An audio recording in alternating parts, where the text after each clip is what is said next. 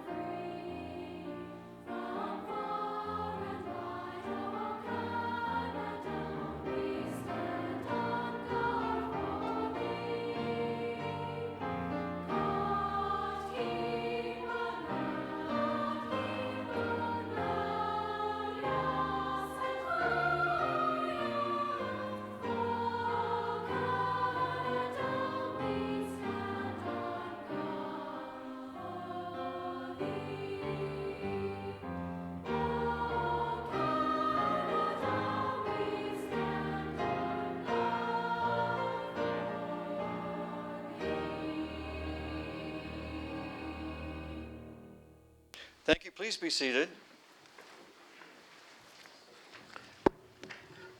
On behalf of Council, I apologize for any slight glitch there in the audio. We will now have a moment of silent reflection, followed by the meeting proper.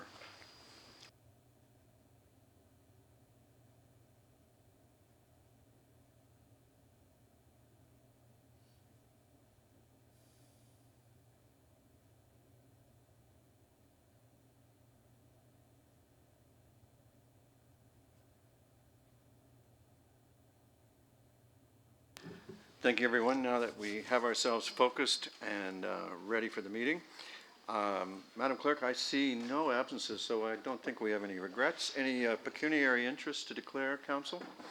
Thank you. I see none. Council, you have before you the minutes of previous Council meetings as listed in the agenda. A mover and seconder to adopt them or change them. Councillor Khan and Councillor Adams, Madam Clerk, all in favor? Opposed, if any, and the minutes are adopted. We now come to a public presentation from Mr. Joseph Chong, President, and Ms. Winnie Fung, Vice President of the Oakville Chinese Business Association, to provide a brief outline of the association's involvement in Oakville and their board composition. Mr. Chong, welcome. Council looks forward to your information.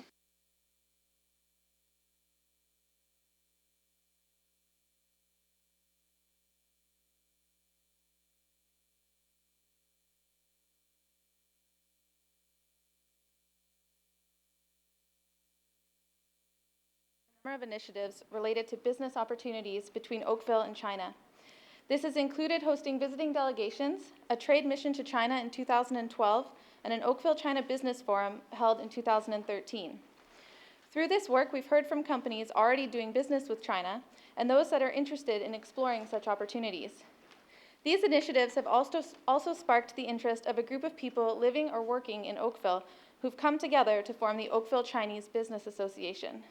I am pleased to introduce Mr. Joseph Chong, President of the Association, and Ms. Winnie Fung, Vice President. They are here to introduce this new organization to Council. To the board members of the Oakville Chinese Business Association, 谢谢你们今天晚上来奥克维尔市政议会，我们期待可以跟你们一起合作. Thank you for coming to visit the Town of Oakville Council tonight. We look forward to collaborating with you in the future. Thank you, Rebecca. Thank you. Dear Mayor Rob Broughton, Councillor Ralph Robinson, Sean O'Meara, Councillor Pam Demoff, Councillor Kathy Duckett, Councillor Nicholas Hitchens, Councillor Dave Gittings, Councillor Rogers Lipworth, Councillor Alan Elger, Councillor Mark Grant, Councillor Jeff Nall, Councillor Max Kwan, Councillor Tom Adams. I'm Joseph Chong, President of Oakville Chinese Business Association. The association was established since July 2014. Thank you very much for this opportunity to allow us to formally introduce to all of you our board of directors. Our board of directors consists of 13 members. There are Winnie Fong, our vice president, Lillian Kwok, our vice president, Carol Kong, the vice president, Stephen Chu, secretary, Rosa Chu, our director, Irene Chu, our director, Ivan Lee, director, Jenny Low, our director, and Pierre Wong, our director. Both Patrick Ho, Betty Lam, and Werner Liu sent their regret that they are not able to join us. Our board of directors represent business and professionals from different sectors and fields, including manufacturing and product development, property and project development, business development, and financial and estate planning investment, accounting service, education, and community service. Oakville Chinese Business Association, which is not for-profit organization that serves as a voice for Chinese business and professionals in Oakville as well as the broader community.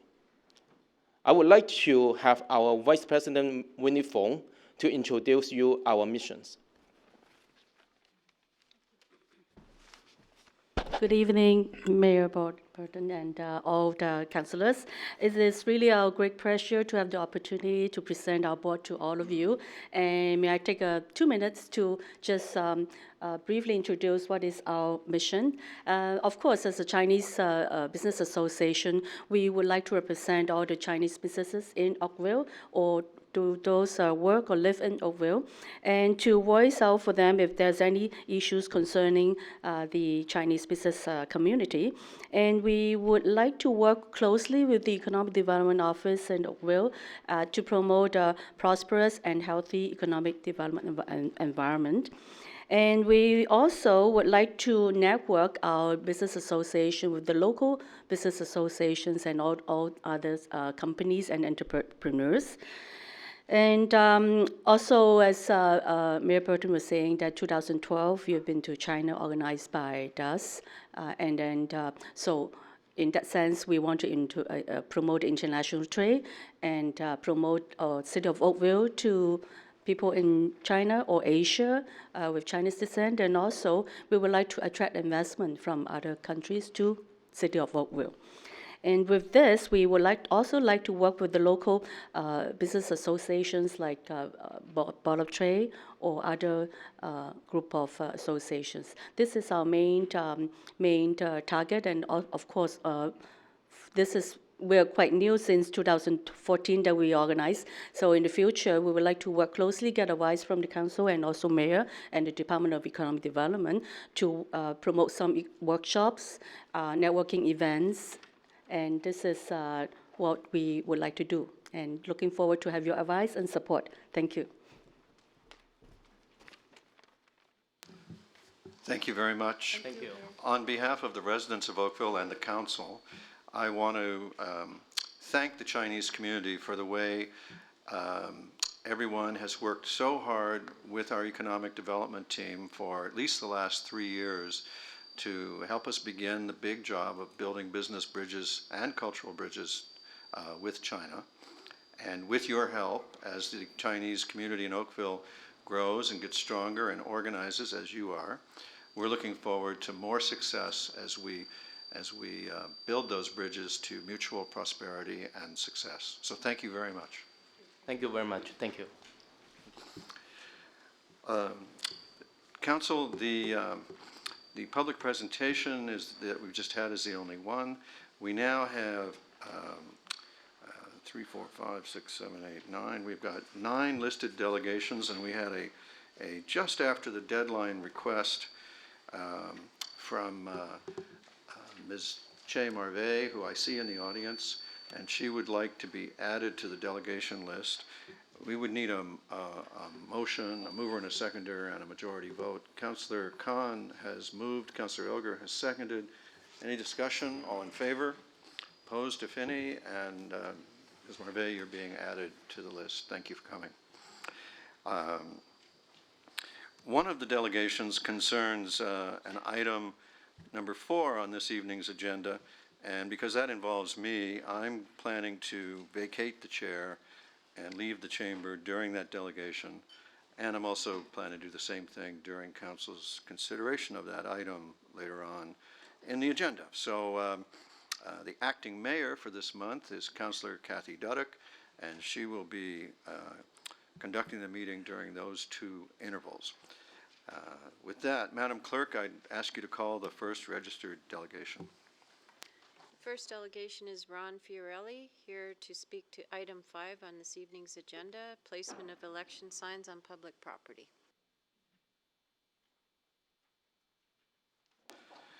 Mr. Fiorelli, welcome. Council looks forward to your information. Good evening. Sorry. Can you hear me? Mr. Mayor, councilors, thank you for this opportunity to address the motion on the election ban. My speaking voice is somewhat compromised because of some surgery, but and I hope you can hear me. And please be sure I'll be brief. I trust you have all received my memo, and there's no point in addressing its contents. However, the thrust of the memo and my theme was to request broader input and from the community and discussion on this motion, which has a significant impact. Oakville Council in recent years has done an excellent job in consulting the community with respect to issues that affect the community. I cite the downtown streetscapes plan, the hospital lands, the reconstruction of the Rebecca Arena, the closing of schools, and more. My concern is this wonderful consultation and input from the neighborhoods should continue, especially when it addresses public lands and a public issue. I really hope that Council will consider a vehicle to reach out in the communities, and I'm particularly concerned with the neighborhoods north of the Queen Elizabeth, which have far less resident association and community involvement and history with the town than some of the more established neighborhoods. So, in short, I hope that you will reach out and find more community consultation and input before you move forward with this ban. I thank you. Thank you, Mr. Fiorelli, for your information. Questions, Council? Councillor Giddings. Thank you, Mr. Fiorelli, for coming out this evening. You made a number of suggestions that are great. You mentioned the questionnaire proposition should ideally include 3 options. Would one of those include restricting the number of weeks that the signs could be displayed? My proposal, and I went into detail with the questionnaire, was, as I was writing the memo, my thought was, somebody will quickly say, we have no money, we have no time. And my proposal was to reach out through the electronic network of the councillors I also suggested in that memo that it's far from complete, and it was just an idea with 3 simple questions. I really believe if you do proceed with this, it does require more thought and perhaps some other options. Not too many options, but a greater description. And again, I was trying to keep my memo to 1 page. Unfortunately, it got on to 2. So I'm not answering your question because I think it needs more discussion by the experts. Great, thank you for your efforts. Thank you, Mr. Fiorelli. Madam Clerk, the next delegation. Thank you. Next delegation is Leslie Egger, here also to speak to item 5 on tonight's agenda, placement of election signs on public property.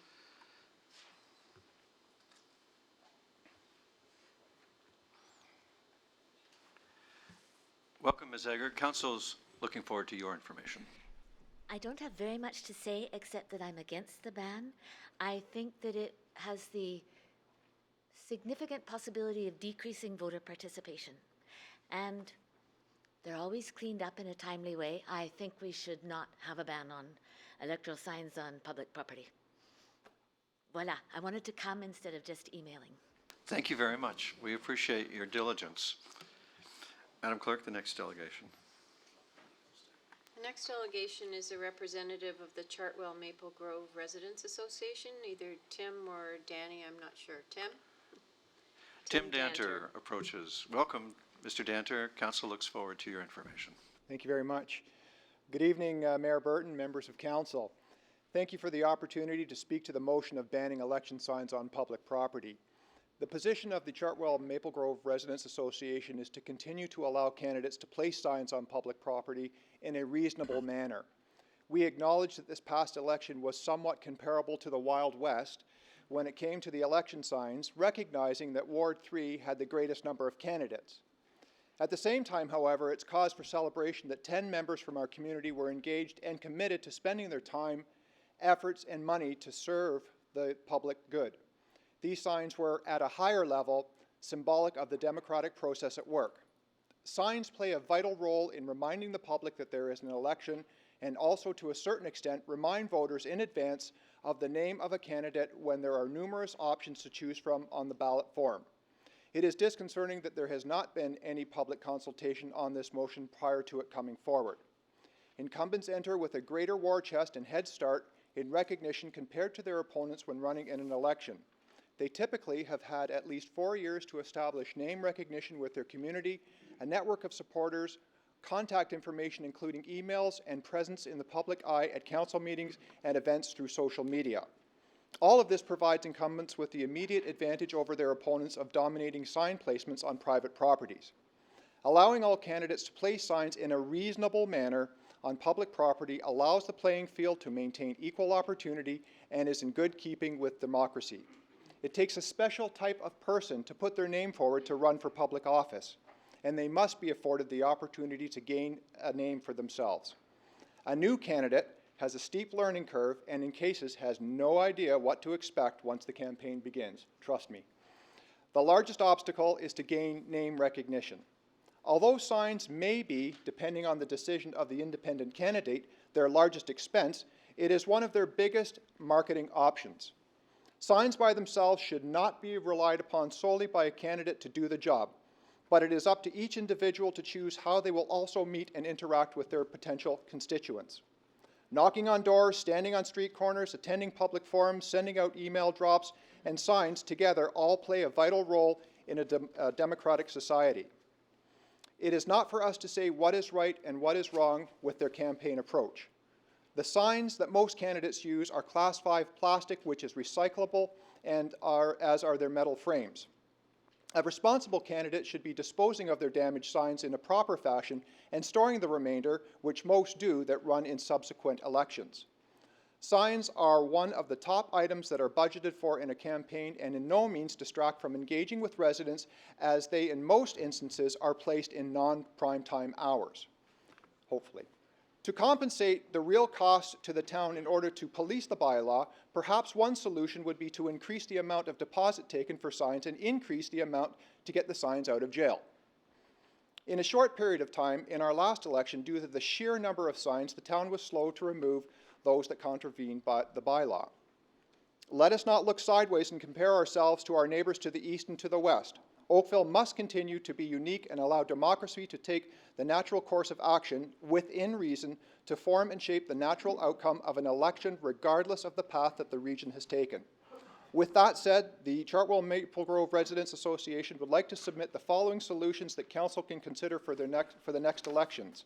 1, reduce the amount of time that election signs are being permitted on public property. For example, signs out as of October 1st, this would give candidates as much time as possible to gain name recognition prior to events such as an all-candidates meeting.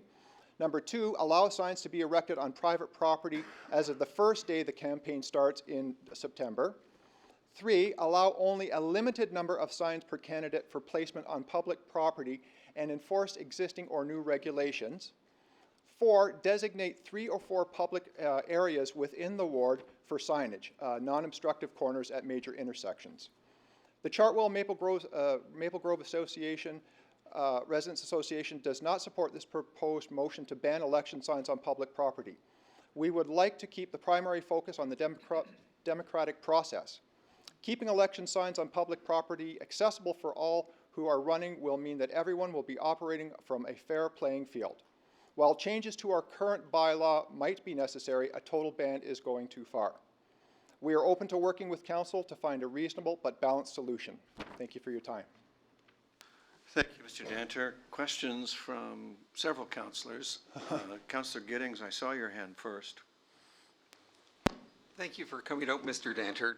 You mentioned the Wild Wild West. In this case, it was the Wild Wild Southeast, I take it. There was no incumbent, and there were 8 candidates, of which you were one.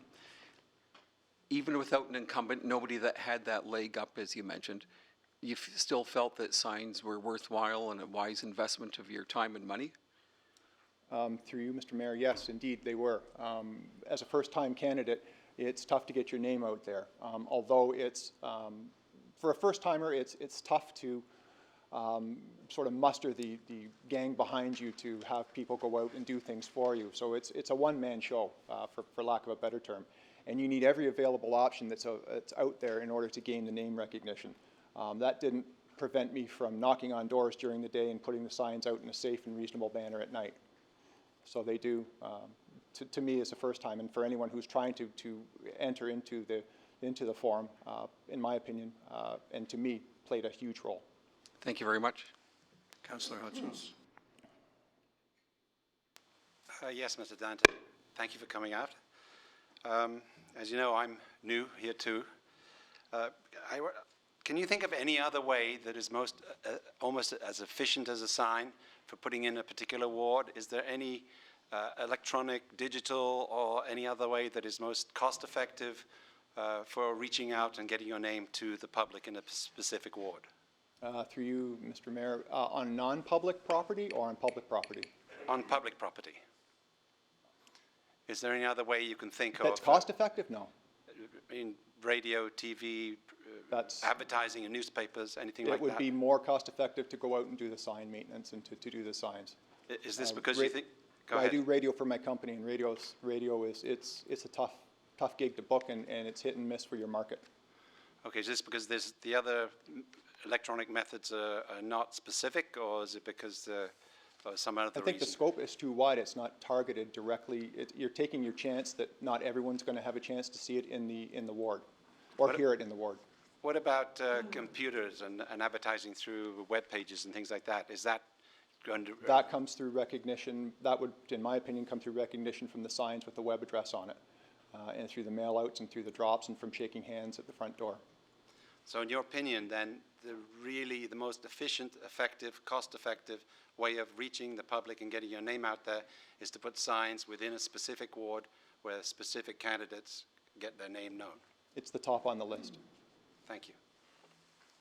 Councillor Khan. Thank you very much for your delegation. First of all, so you're speaking for the entire Residents Association? Yes, I am. Have you had the opportunity to canvass other resident associations to know whether or not they're on board with your suggestions? Through you, Mr. Mayor, we have gone to the Trafalgar Residents Association and the Joshua Creek, and they are on board. It's interesting what you were proposing, and when this motion first came forward, we were floating out the idea around of a ban. And I've ideologically always opposed it. I've always believed in something that you were suggesting, is a limit on numbers and limit on times. Is your association and other associations comfortable with that position as well? We're comfortable with a reasonable solution to this other than the total ban. Lastly, Councillor Hutchins was asking you about putting signs up in your ward. There was no incumbent at the time. Would that have been even a more difficult task for you if there was an incumbent? I'm not sure of the question. Can you repeat that? So, do you believe, let me rephrase it, do you believe that if there was an incumbent, they would have an absolute advantage if there was no signs allowed? In my opinion, yes. Yes. Councillor Demoff. Thank you for coming out tonight, and thank you for putting your name forward in the election here. I can see that you're here sort of wearing two hats tonight, as a former candidate and as a representative of your residents association. Two questions. One, are you aware two of the candidates who did run in Ward 3 as local councillor have come forward with written submission that they do support restricting signs to private property? I was not aware of that, no. So we've had emails from two of the former candidates. I'm curious how you would propose that we limit the number. What I would, through you, Mr. Mayor, what I would propose is, for example, Cornwall Road, something in the fact that the stretch from Trafalgar Road to perhaps Ford Drive, a candidate is allowed a certain size of sign restricted within the bylaw and a certain number of signs, so perhaps 20 signs within that piece of real estate, as an example. Okay, the problem I have with that is enforcement and silly games that get played by people with signs that get moved, not necessarily other candidates, but you know, Friday night fun for a group of people who might be out and move signs around. So from a cost perspective and an enforcement perspective for our staff, limiting the number of signs presents challenges.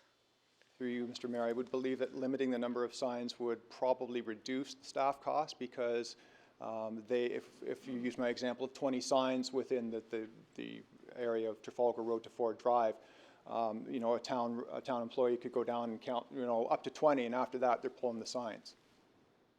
Okay, thank you. Thank you, Councillor O'Meara. Thanks, Mr. Danda, for coming out. My question is in a similar vein as Councillor Demoff in terms of limiting or restricting the areas. You know, my example would be if you take this council and say, okay, you've had this much space, but now we're going to give you just that side. You push everyone over to kind of one side. So I guess, do you feel that would make things better or worse by limiting even further the space that signs are allowed to be in? Well, I think if you're going to, through you, Mr. Mayor, if you're going to, if I understand you correctly, if you're going to constrain it to perhaps one area as opposed to the area between Trafalgar and Ford Drive, you would have to, I mean, in an amendment to the bylaw, perhaps say that within X amount of feet, there's only X amount of signs per candidate allowed. I don't know. I'm just I understand. It's not easy. My other question to you was just, you know, I'm very curious. I know when I was out, I was having troubles explaining to people exactly what I was running for, with 68 candidates and with regional and town and school board trustees in your ward with 8 people. How did you find that experience? It was, through you, Mr. Mayor, there was confusion between the position of town councillor and town regional councillor. But once, there were many doors that I personally, I'm talking with my personal hat on now, that I went up and they recognized, as soon as I said my name, I've seen your sign. And name recognition for myself personally, and I probably knocked on 3/4 of the ward's doors. A lot of the feedback was, I've seen your sign. Councillor Elgar. Question. Thank you for coming and your presentation tonight. Are you aware that the region has already passed a bylaw stating there will be no signs? I know that you mentioned the regional roads tonight, but saying where to put the signs, but it is not allowed. You're aware of that? Yes, I am. Thank you. Councillor Khan for a second time. Councillor O'Meara and Demoff, asked you whether or not you can come up with any sort of solutions on how we would, fix the number of signs or limit the number of signs. And you're at a bit of a disadvantage. You're standing here and you're asked, to come up with some sort of solution. Would you or your organization be comfortable with our staff taking this matter, going back? You also mentioned that there hasn't been enough consultation. Going back, looking at this and coming back to us with some proposals and some options. Would you be comfortable with that? Through you, Mr. Mayor, if I understand you correctly, coming back with the proposal, some options that would still allow signs, yes, I would be. Yes. Thank you, Councillor Khan. Another seconder, Councillor Hutchins. I don't know whether you're aware, but the regions to the east and west of us, Burlington and Mississauga, both have banned signs. Were you aware that they still had costs involved in picking up signs? I mean, the Mississauga, even though it had banned it, they collected 3,500 signs off their public spaces, and Burlington did some 750, and Milton some 400. So, do you think this, by banning signs, is going to reduce costs for Oakville just because we ban them? Through you, Mr. Mayor, I believe that if people break the law, people will break a bylaw. And it's all about getting your name out there. And I believe that even though there could be a potential ban, and I was aware of Mississauga, the ban there, that people are doing what they can, and even though it's not above board, they're doing whatever they can to get their name out. And I guess they're willing to take the chance and pay the price. So I don't believe that the ban will stop people from going out and being renegades and putting signs up, if that's my answer to that. So, in effect, that they are using the signs as sort of disposable signs, hoping that it'll be kept out as long as possible before they're gone. Won't that tend to favor people with deeper pockets because they can afford to buy signs and lose them and just keep on putting them out? Through you, Mr. Mayor, potentially yes, it will. But that's something you are going to come up against no matter what in any campaign. Someone who has deeper pockets will do something that you can't simply afford in your campaign. Everyone who, especially as a first timer, you come in and you don't know what your budget is going to be. You're out there and you're kind of piecing it together as you go. And some philosophies is that you run a clean campaign and you try not to knee-jerk to what the other guy's doing or the other person's doing. So if someone's going out and putting up more signs and more signs and more signs, I guess that's up to that individual candidate to whether they want to bite at the hook or whether they just want to, look straight forward and keep on their game. Okay, so if I understand you correctly, the best way of leveling the playing field is to limit the number of signs, but not to repeal the bylaw and prevent them completely, because even though you do that, you still have the problem with Mississauga and everybody else where the signs are going up anyways. Correct. Through you, Mr. Mayor, I believe that it would be best just to limit the number of signs, and as I mentioned, it would make it easier to police it as well for the town when they're counting the number of signs that are up. All right. Thank you. Thank you, Councillor Hutchins. Councillor Knoll. Thank you. Thank you for your presentation. Thank you for putting yourself forward, and thank you for training my son at your school. A couple questions for you, first of all, and he did very well, by the way, so thank you. A couple questions. The concept of limiting the number of signs, I mean, that would only work with effective enforcement. Would you agree? Through you, Mr. Mayor, yes. And part of enforcement comes potentially, not just removing the signs, but potentially fines or surcharges for removing them. How would you feel as a candidate if you were surcharged? I mean, I don't know, I'm not sure how closely you adhere to the rules. I mean, I'm assuming you adhere to them well, but how would you feel as a candidate in terms of your budgeting and such if there were to be an assessment per sign that was pulled, like Toronto does, per illegal sign? Would that be something that you'd be willing to look at? Through you, Mr. Mayor, yes. If it's whatever you have to do in order to police, to make sure that people are on a level playing field, you know, if it's a matter that people get fined for putting too many signs out or whatever the case is, then so be it. So if at the end of the day this came back with a concept that there would be some sort of fine attached, not just a surcharge, you know, to have the right to put up signs like we have now, but a fine per sign removed for service charge, you wouldn't have an objection to that? Through you, Mr. Mayor, personally, no. Okay. You mentioned, you've used the term, and I've heard this a lot in this discussion, this debate that's largely taken place online. And another way to justify the fact that online marketing actually works, because this has been the hottest conversation in town for the last several weeks. But one of the things I keep hearing is this concept of leveling the playing field. Did you, I assume you spent, what, $6 or $7 per large sign? Would that be accurate? Yes. Yeah. So by the time you add the signs and the stakes, you're probably up to about 10 or so bucks per sign, correct? Approximately. Pardon me? Approximately. Yeah, or potentially more sign, depending on the large sign. sign, yeah. So, based on that, is, you know, and the fact that not everybody has the same financial wherewithal or the ability to be able to raise money, the ability to be able to go out and spend thousands of dollars on signs, does that not, in and of itself, make the playing field unlevel or not so level? Doesn't that potentially put the benefit on the side of somebody who has deeper pockets? Through you, Mr. Mayor, and I can speak to my particular ward.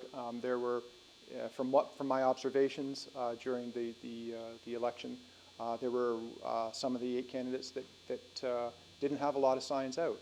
So this is the part where I say it's up to them to choose how to run their campaign. If they feel that, you know, they would like some signs out, but they feel it's more important to go door to door and press the flesh and meet people, that's their choice. It's an option to, signs are an option. What I want to do is I want to leave that option open to whomever says, okay, maybe I'm going to skew my campaign towards Facebook and less to the signs, but I still want to have the option of signs. But the principle of leveling the playing field means that you have a level playing field for all players to play equally, right? Mm-hmm. So is the electoral process a level playing field in general, in your opinion?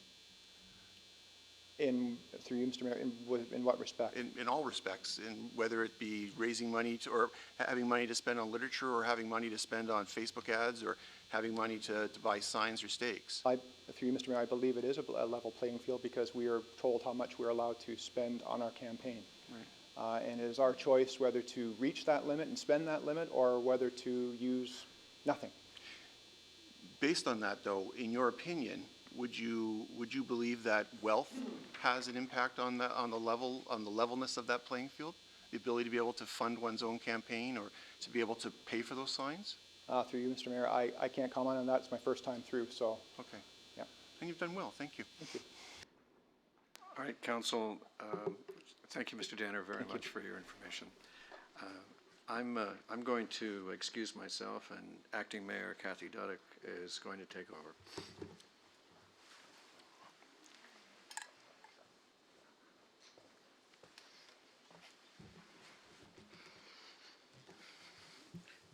Okay, Madam Clerk.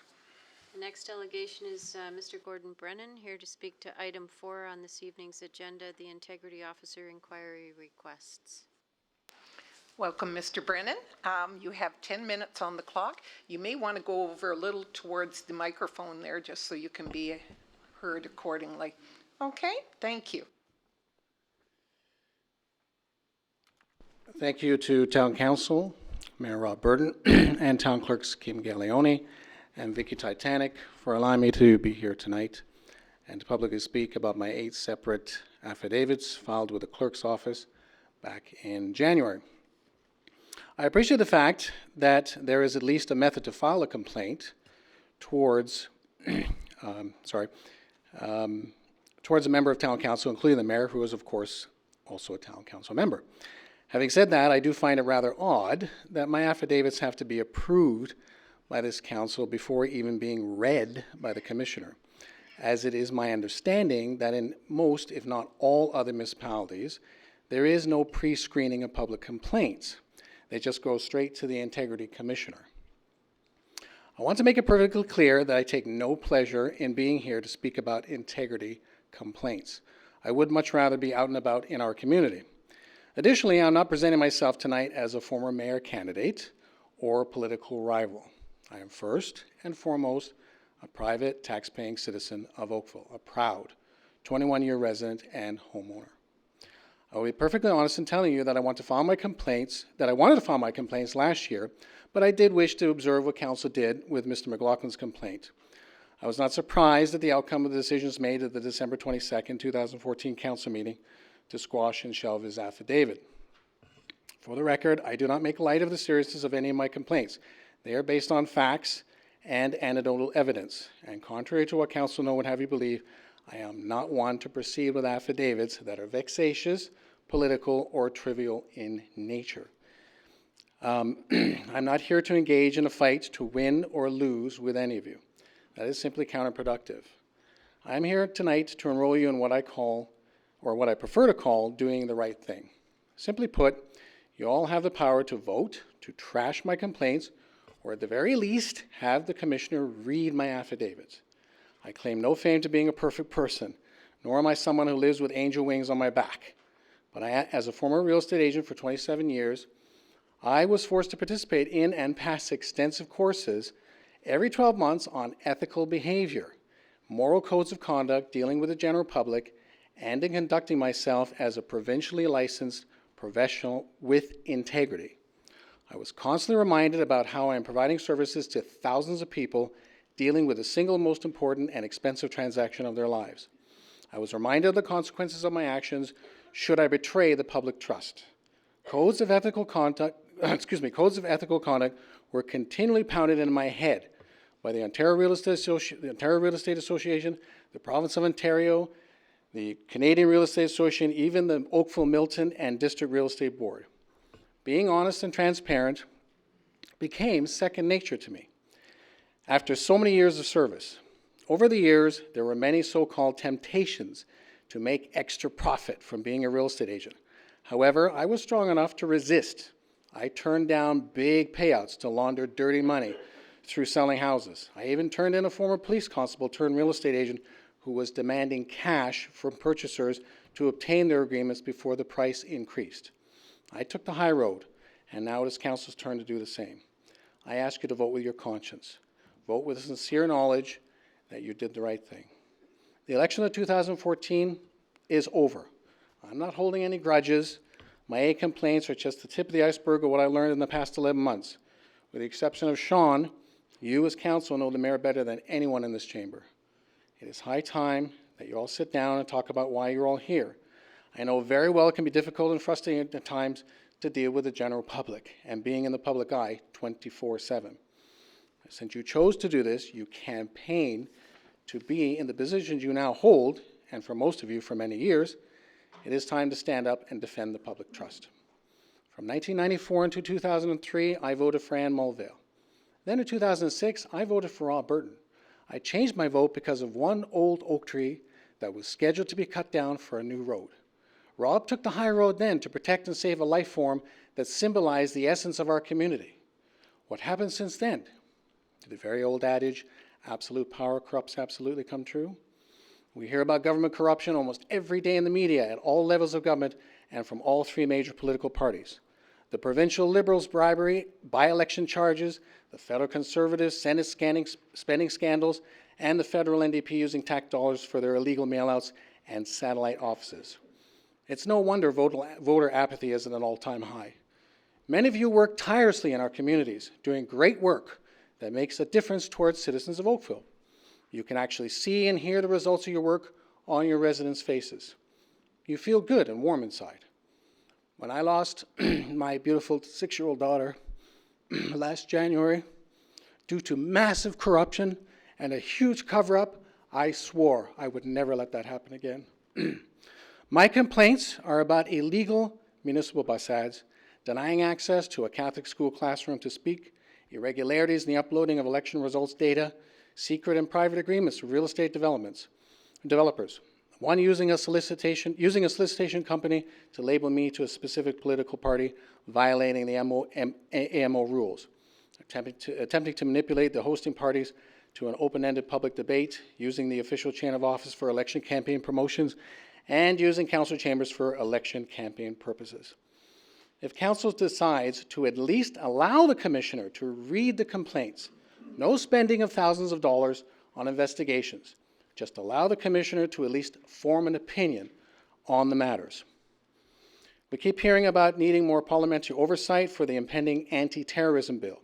We also hear about the unprecedented move by the City of Brampton's council to hire an independent auditor who discovered massive corruption and spending fraud by former Mayor Susan Fennell. Brampton's council collectively agreed to review and audit everything, and what they discovered shocked the newly elected mayor. She had to read the report 3 times. Tonight, you, our Oakville Council, are our oversight. You can collectively decide to stomp on my affidavits or have them read by the commissioner. Councilor Knoll stated that if you allow the complaints to go through, then its legs will be the norm. Well, I can honestly inform you now that many more Oakville citizens have told me that they too are pondering filing their own complaints about issues that have been ongoing for some time now. The mayor's official title includes the Honorable Worship and Chief Magistrate. He is to be a shining example of leadership who follows the rules and the laws of the land. Please make sure the integrity inspected from him is followed through. There is still a great deal of work left to be completed for our beautiful town, many more issues needing solutions and actions taken. Let's clean up the integrity parts and move forward. Please do the right thing tonight, even if you need additional time to think it through. Thank you very much for listening to me. Thank you very much, Mr. Brennan. Are there any questions of the delegation? Seeing none, thank you very much. Thank you. Sorry, I got a dry throat. No, understandable, thanks.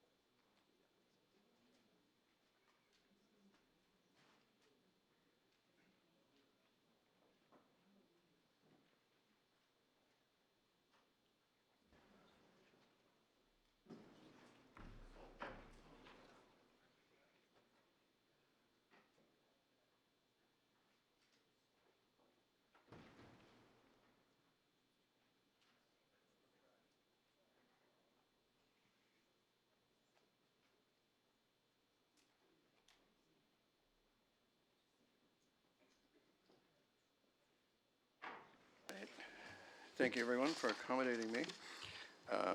Madam Clerk, would you call the next delegation? Next delegation is Camilla Cleveland, here to speak to item C1 on this evening's agenda, the Ontario Municipal Board Appeal, Official Plan Amendment, Zoning Bylaw Amendment, and Site Plan for Bronte Community Developments Corporation at 2343, 2355, and 2377, and 2418 Gate. Ms. Cleveland, welcome. Council is looking forward to your information. I'm back again. The same old questions, and my major question would be, what's the point of zoning when any builder can come in and ask to have things rezoned? My question would be, what protection do the residents have when they're homeowners as to what is going to go in front of them, beside them, or behind them?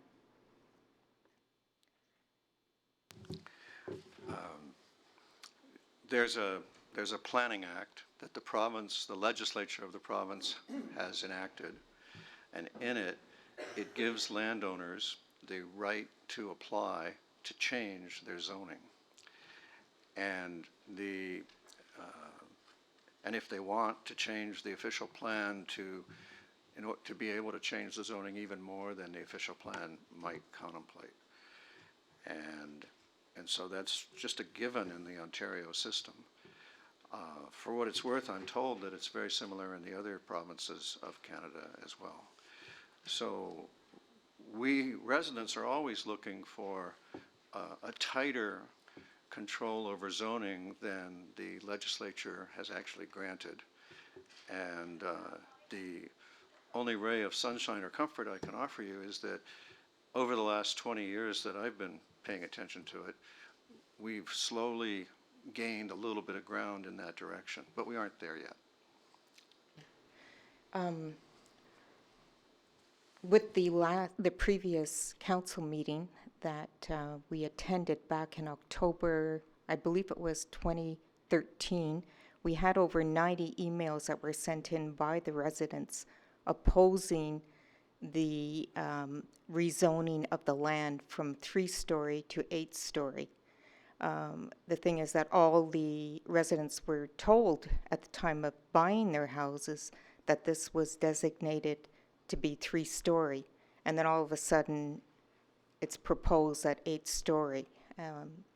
It's a huge difference. It is indeed, but I don't believe council will rezone the property to permit 8 stories. Okay. All right, thank you. Thank you. Madam Clerk, the next delegation.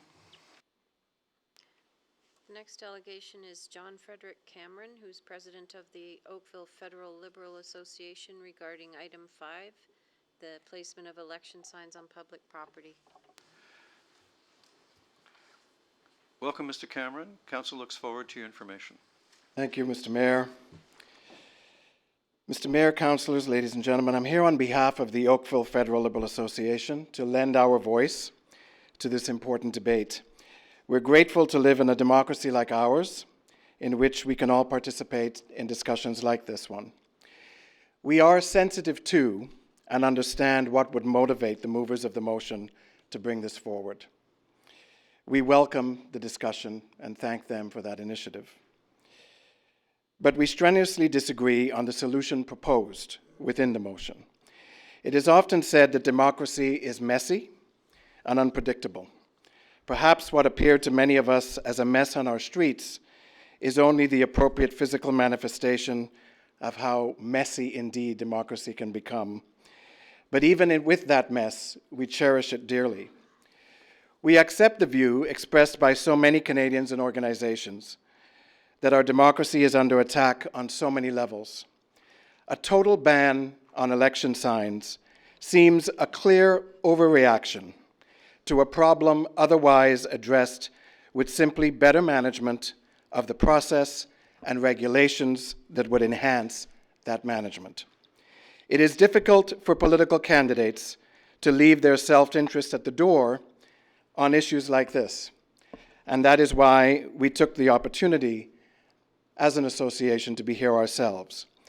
What is necessary for us on this occasion is not to focus on the interest solely of candidates, but rather to focus on the interests of the voting population.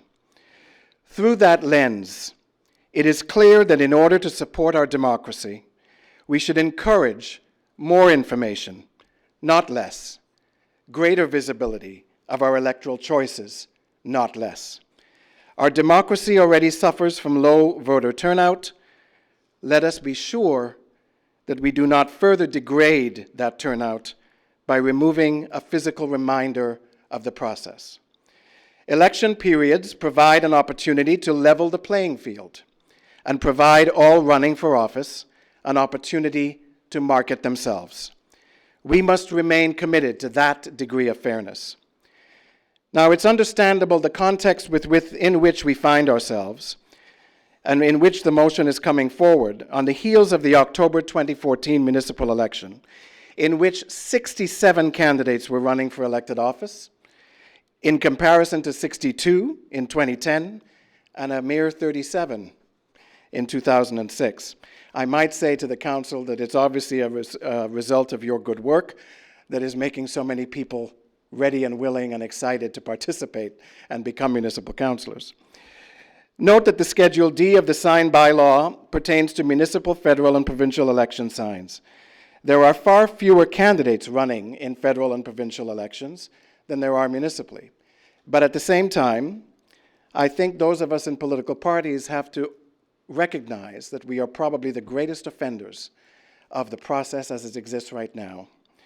The current bylaw addresses the who, what, where, and when of election signs, but not the how many, which would seem to be a critical issue affecting the concerns raised in the motion itself.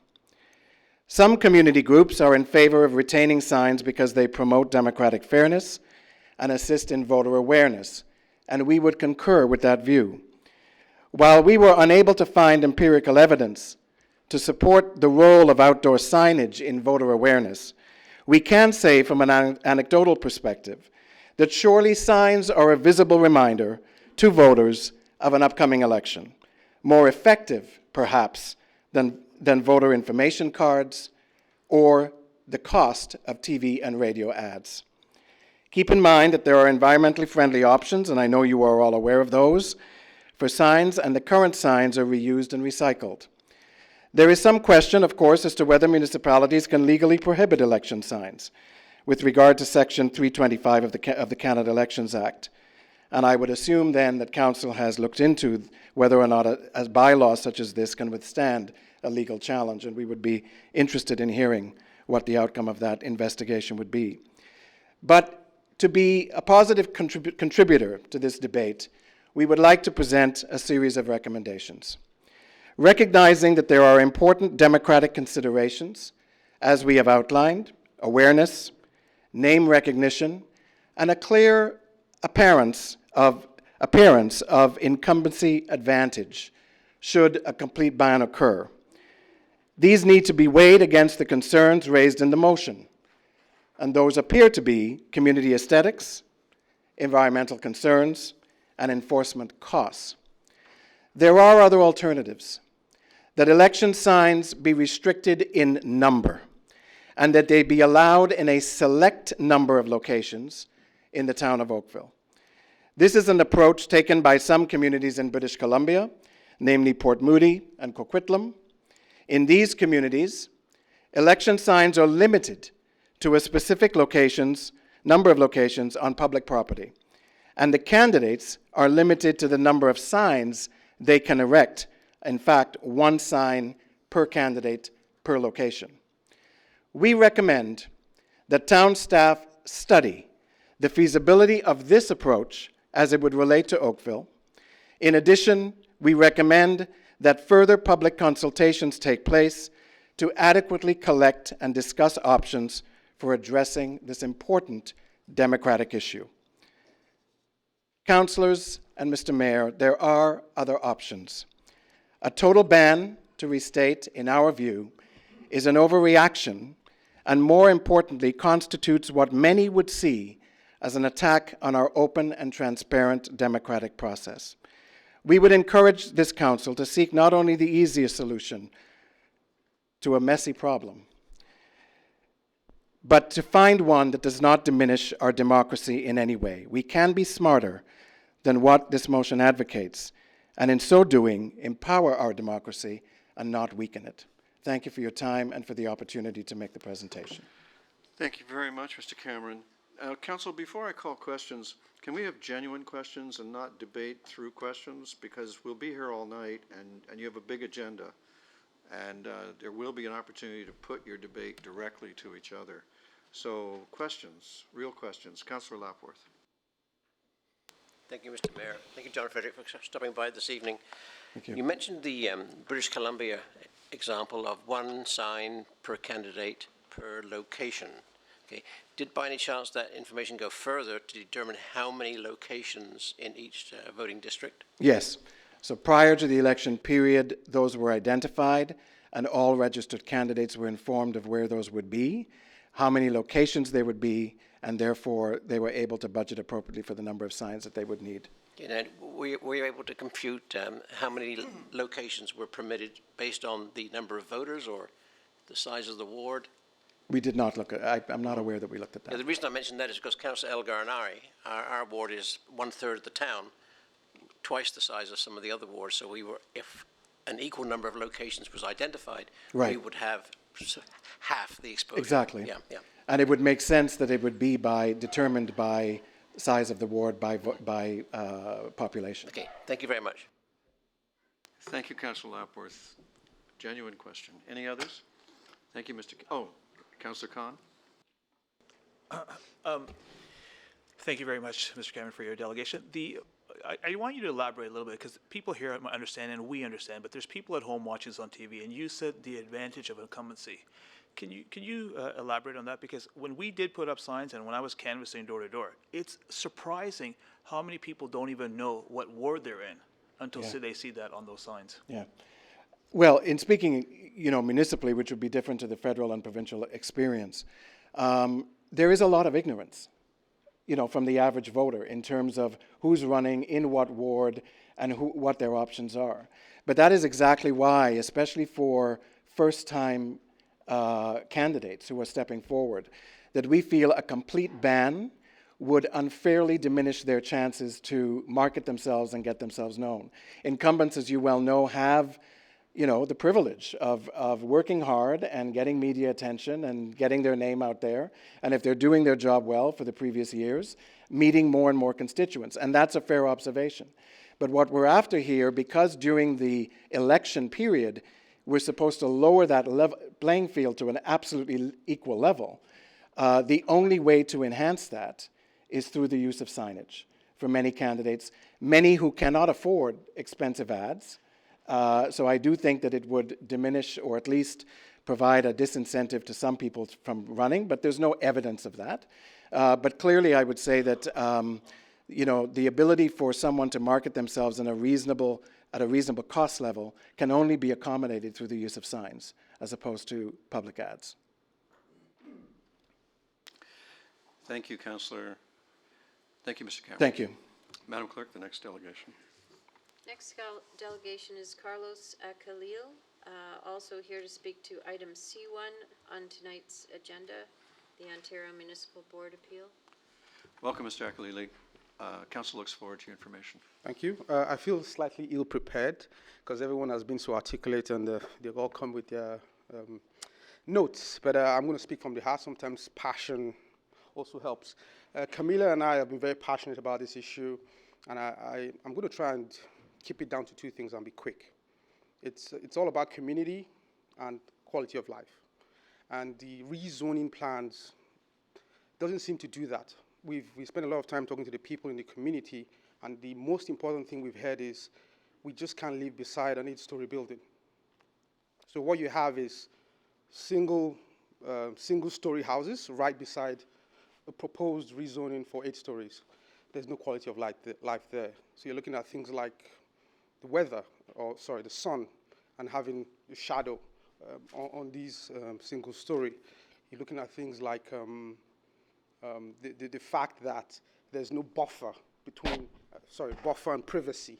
So you have a situation where you have 8 stories and you have 2 stories, and my neighbor is playing in the backyard with his kid, and he's got an 8-story building beside him. So this is important. What is also important is the sense of the community. It's a small community, Barronwood Drive and all the residents.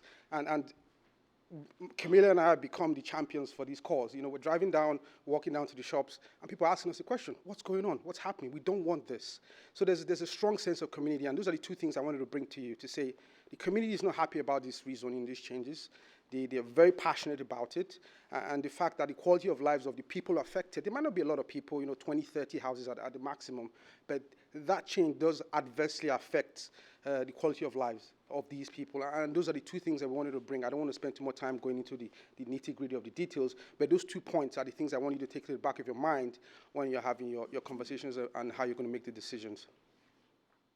Thank you very much for bringing that information. Can I just ask you a little procedural question? Yes. Are you aware that the application to do 8 stories on to rezone the 3-story area to 8 stories, are you Correct. aware that the applicant has abandoned that request? We're aware that they've modified the request. So now they seek only 4 stories and only on the westerly side of the property. Correct. 8 is gone from the application. That is correct, but they've done that. Can I ask you, do you regard that as an improvement? Not really, and I'll tell you why. So they've robbed Peter to pay Paul. They've agreed to take that down to 4 stories, but they've agreed to increase the volume of properties in the existing 8-story zoning. So that doesn't, what they're trying to do is take from left and give to the right. No, I don't believe that's the case. So let me put the question to you this way. Sure. If the part of the property that was zoned 8 hasn't changed, and the only change has been to bring down the 8 to 4 and to move it as far away from you as possible, if that's true, would that be a welcome change? Could I give an honest answer? It's the only kind we want. I think it's a compromise that will leave a bitter taste. The reason why is it's already, there are 2 portions of land, and one is already zoned for 8. We actually don't want that to be 8. It doesn't make any sense if you look at the environment, look at the properties, but we've accepted that because that's the existing zoning. We're saying, if this is zoned for 3, then leave it that way. It's a compromise that I think doesn't suit the community, and I use the word community, but suits the developers because they still get the exact amount of, properties and houses into that area, but trying to keep us, the community at bay and give us a bone, which is not really what we want.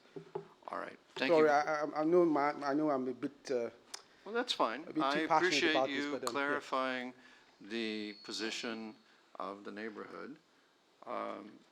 Mr. O'Meara, are you? Pardon? Councillor DeMoff? Thanks for coming out again. Thank you. Just a really quick question. If I remember correctly from the previous meeting, you and some of your neighbors did check with the town as to what the zoning was on that other property. Is that correct? Yes, we did. And what were you told when you came to the town? It was zoned for 8 stories, and the existing area of contention was zoned for 3. Okay. All right. Thank you. Thank you. Councillor Elgar. Yeah, thank you for coming tonight. And before you leave, and before we go in camera, I've got some questions to staff, which hopefully will help you understand the whole planning process we have here. And it's all public information. So I will be asking, because we never had a chance at the last meeting. We as a council sat here and we were just receiving information. There was going to be another information session where we could discuss it, but because they filed to go to the OMB, all of a sudden everything's confidential. But I'll be getting upfront the public information that is public. Thank you. Thank you very much for coming. Madam Clerk, the next delegation. Next delegation is Scott McColman, here to speak to item 5 on tonight's agenda, placement of election signs. Welcome, Mr. McColman. Council looks forward to you and your organization's information. Thank you, Mr. Mayor. It's been an honor to present in front of Council and Mayor. I'm enjoying to talk about it. Firstly, I want to introduce myself. My name is Scott McColman. I live in the Joshua Creek Residents Association.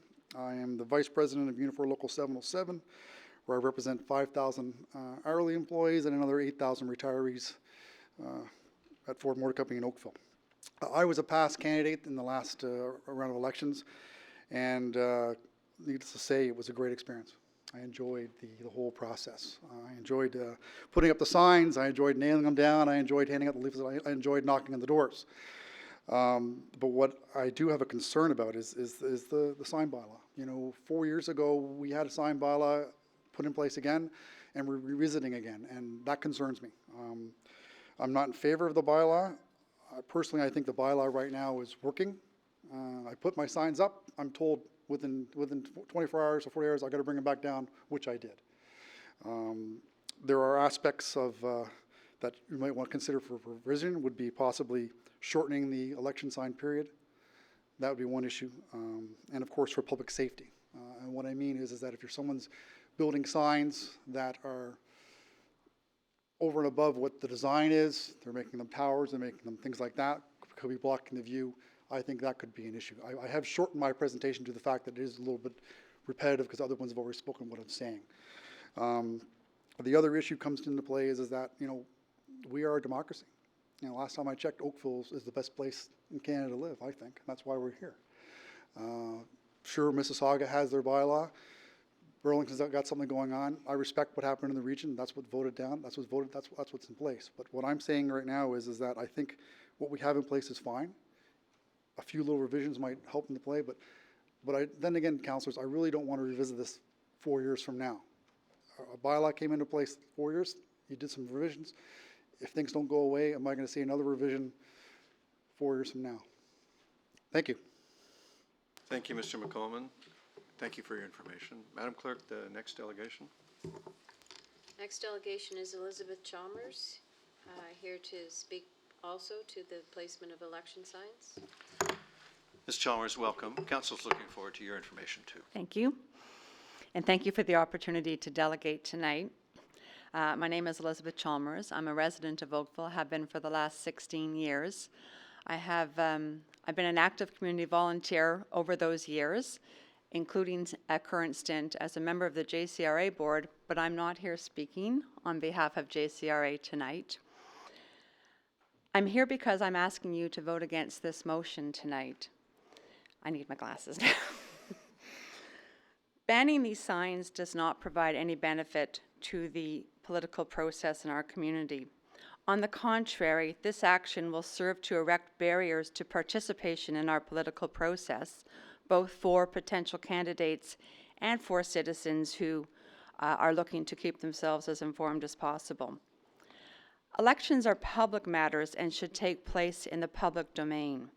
Candidate signs are an integral part of an election, and they serve to establish awareness of candidates, to maintain that awareness, and they do serve as a reminder, and I guess we still need them, that an election is taking place in our community.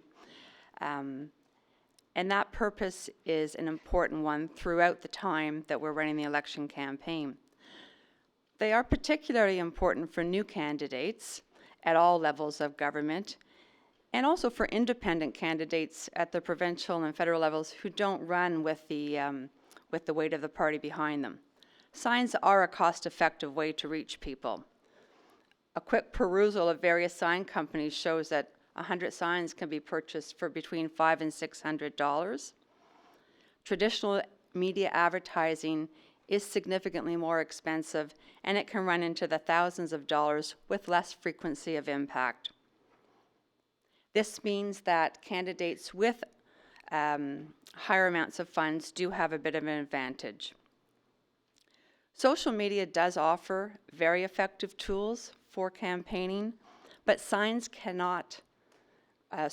media cannot replace the signs. Otherwise, only those people who are social media users will be participating in the political process, both as candidates or as informed citizens. Emails and websites are also very effective, but again, they're not going to replace signs. And because privacy laws in Canada prevent people from emailing without permission, it does give there is an advantage to incumbents who have access to voter or resident emails. So again, all of these things are effective tools, but none of them would replace signs. The signs are and should remain one means of reaching out to voters. If other means prove more effective, if a candidate wants to choose how to allocate their funds, limited or unlimited, then they can always do that. But eliminating the signs takes that choice away from the candidates. We were hearing talking about level playing field a little bit earlier. It's not a level playing field because incumbents do have an advantage when it comes to relationships with voters, with the emails, with name recognition, but that's a deserved advantage, and in fact should not be taken away or should not be, I don't think that there should be a concern about that.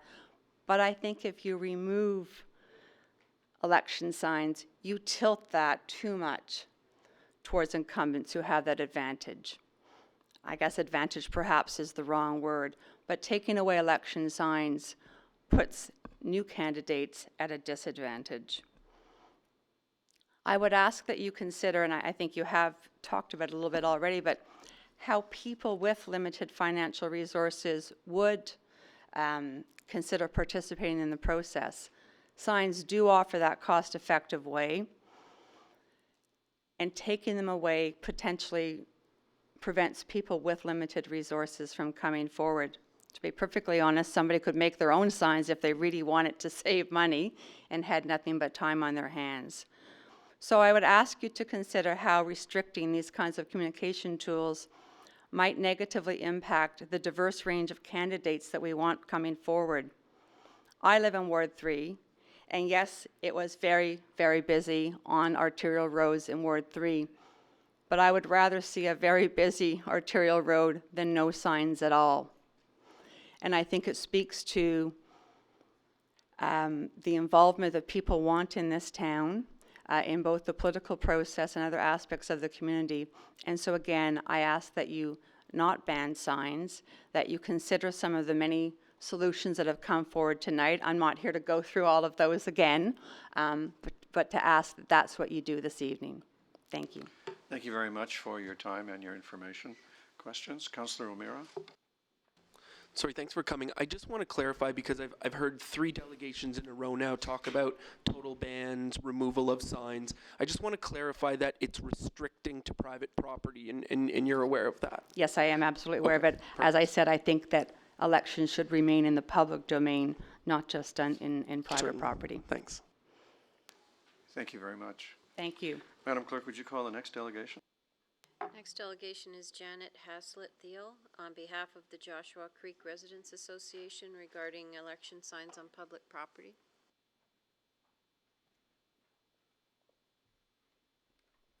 Good evening. Good evening, Ms. Haslett-Thiel. Council is looking forward to your information too. So as you know, my name is Janet Haslett-Thiel, and I'm once again back on behalf of the Joshua Creek Residents Association. Let me begin by thanking you and those who have turned out tonight for consideration of our views. As you will have read in the letter we submitted to Council 2 weeks ago, we are concerned that once again you're considering banning election signs on public property. Ward 3, as you've heard, had the largest number of candidates in the past election, and yes, Ford Drive was sign crazy. However, we believe that for the short period of time election signs are allowed, their presence on our public lands is an important part of a fair and democratic election. Let me be clear on what we are asking of you tonight. Tonight, we ask that you vote down the motion to ban signs on public property. That instead, you seek solutions that respect the importance of fair, visible elections. Solutions that put reasonable limits only on the number of election signs while protecting and ensuring their visibility in the public forum. Why are we concerned? Some advocates of a ban have suggested that access to private lawns to advertise is sufficient, and therefore a ban is fair. Incumbents have resident email lists, not available to other candidates. Incumbents have a strong and established social media presence, which opponents have not had the opportunity to develop, as these lists come from contacts with constituents while you're in office. Incumbents can quickly and easily dominate the private property signage through contacting their lists. Nothing we have read or heard discussed regarding this issue addresses this unfair advantage to incumbents. Election signs on public lands allow candidates to build name recognition while allowing incumbents fair access to the same public space. Building name recognition is critical for opponents as they campaign door to door and ask voters for their support. Posting an election sign serves as notice. These individuals are interested in serving the public good. Do signs make a difference? Will signs start the name recognition process, particularly in municipal elections? If advertising your name and business is not effective, why are people paying the town to advertise on the medians? The Government of Canada website that seeks to educate newcomers to Canada and students about democracy states in explaining campaigning the following, and I quote, A candidate tells voters his or her message in many different ways, unquote. The website then proceeds to list first election signs and even encourage a discussion on what message different signs convey. We all know signs create a presence, and they are more cost-effective than newspaper advertising. That is why you used them in your election campaigns, and we support you should have that choice. Where we seem to disagree is, do election signs belong in the public forum? Well, elections are a public matter. They are a core part of who we are as Canadians. Residents have the right to be informed in a public, self-evident manner who is running for election. Transparency in this process is fundamental to democracy. No one candidate should get an unfair advantage to dominate the landscape. Well, doesn't social media mean we don't need signs? Well, my answer is no. Campaigners rely on signs for visibility. Campaigns will use social media to build on their name recognition. Public elections belong in the public forum, visible to all, not just those who are tech savvy and readily available, who have ready access to online services. What about the environment? Parts of signs are recyclable, like other elements of our daily lives. What about the visual landscape? For the few short weeks every election we see signs, their presence does not damage the beauty or livability of Oakville in the long term. What about the number of signs? Put limits and controls on the number of signs to something more reasonable, but banning signs is extreme. In the West Rivers Residents Association letter to Town Council, they state, and I quote, "We feel that banning all signs on public property is a solution out of proportion to the problem, and we do not support that. What we do support is council finding ways to mitigate either the placement or the number of signs permitted during a campaign, and we hope you will pursue a resolution to the problem in those areas." Unquote. JCRA agrees. Limiting the number also addresses the concept of deeper pockets. Outsigning a candidate on public land will no longer occur if you limit the number of signs. What about the cost of election sign bylaw enforcement? Well, as you know, there is sign jail, and that does help reduce administrative costs. Changes in how bylaw enforcement is staffed for the short period we have election signs should be considered. We should not be banning election signs on public property because they're an administrative burden. We know you want to be cost conscious, thank you. But of the many costs we incur as a town, supporting democracy should be one of them. What are other towns doing? Well, as you've heard and as you know, Mississauga and Burlington have banned signs on public property. That does not make it right, it just makes it unchallenged. Moreover, this council, in particular, has always taken pride in being leaders. Let your legacy be upholding fair, visible elections. As you know, Halton Region has now passed a bylaw banning signs on their roads. While we disagree with the ban, the reality is this will significantly reduce the visibility of elections in our town. There is no need to take further steps to ban election signs. We as Canadians take pride in having a charter that guarantees many freedoms, including freedom of expression and the right to participate in the political activities and the right to a democratic government. These absolute freedoms are subject only to those reasonable limits as can be demonstrably justified in a free and democratic society. We understand the courts say that any limits prescribed must be, quote, the least intrusive, unquote, and to achieve a pressing and substantial objective which outweighs the potential harm to our rights. How can an absolute ban of election signs on public property be A, a pressing and substantial objective, and B, meet the standard of least intrusive and be demonstrably justified when they only exist for 4 to 5 weeks every couple of years. Therefore, we ask you, what is the harm to us as residents of having election signs? Yes, they're messy, and they need to be managed, but they're not trivial. These are signs that notify voters, they build name recognition, and proportional solutions can be found. The question is, what is the bigger harm, having or banning signs? Is there not greater harm to the democratic election process by eliminating the visibility of elections within our neighborhoods? At a time when voter turnout is not what it should be, should we make elections less visible? Do we want to discourage potential candidates from giving incumbents an even greater advantage? We should be broadening our democracy, not narrowing it. So what about reasonable alternatives? We'll limit the number of signs in a ward or on a specific street to create a level playing field. Consider higher escalating fines even for violating the sign bylaw. To make it clear, you need to play fair. Possibly consider reducing the length of time, but look for proportional, reasonable solutions. An election sign is a symbol of democracy, and symbols are an important public reminder of what truly matters.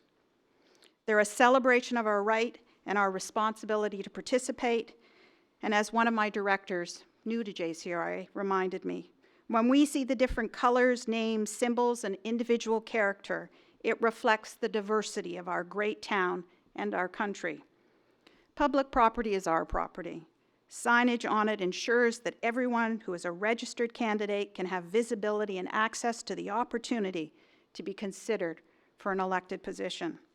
Allowing signs in the public forum is a sign of respect for the principle of equal access to everyone who wishes to stand for office.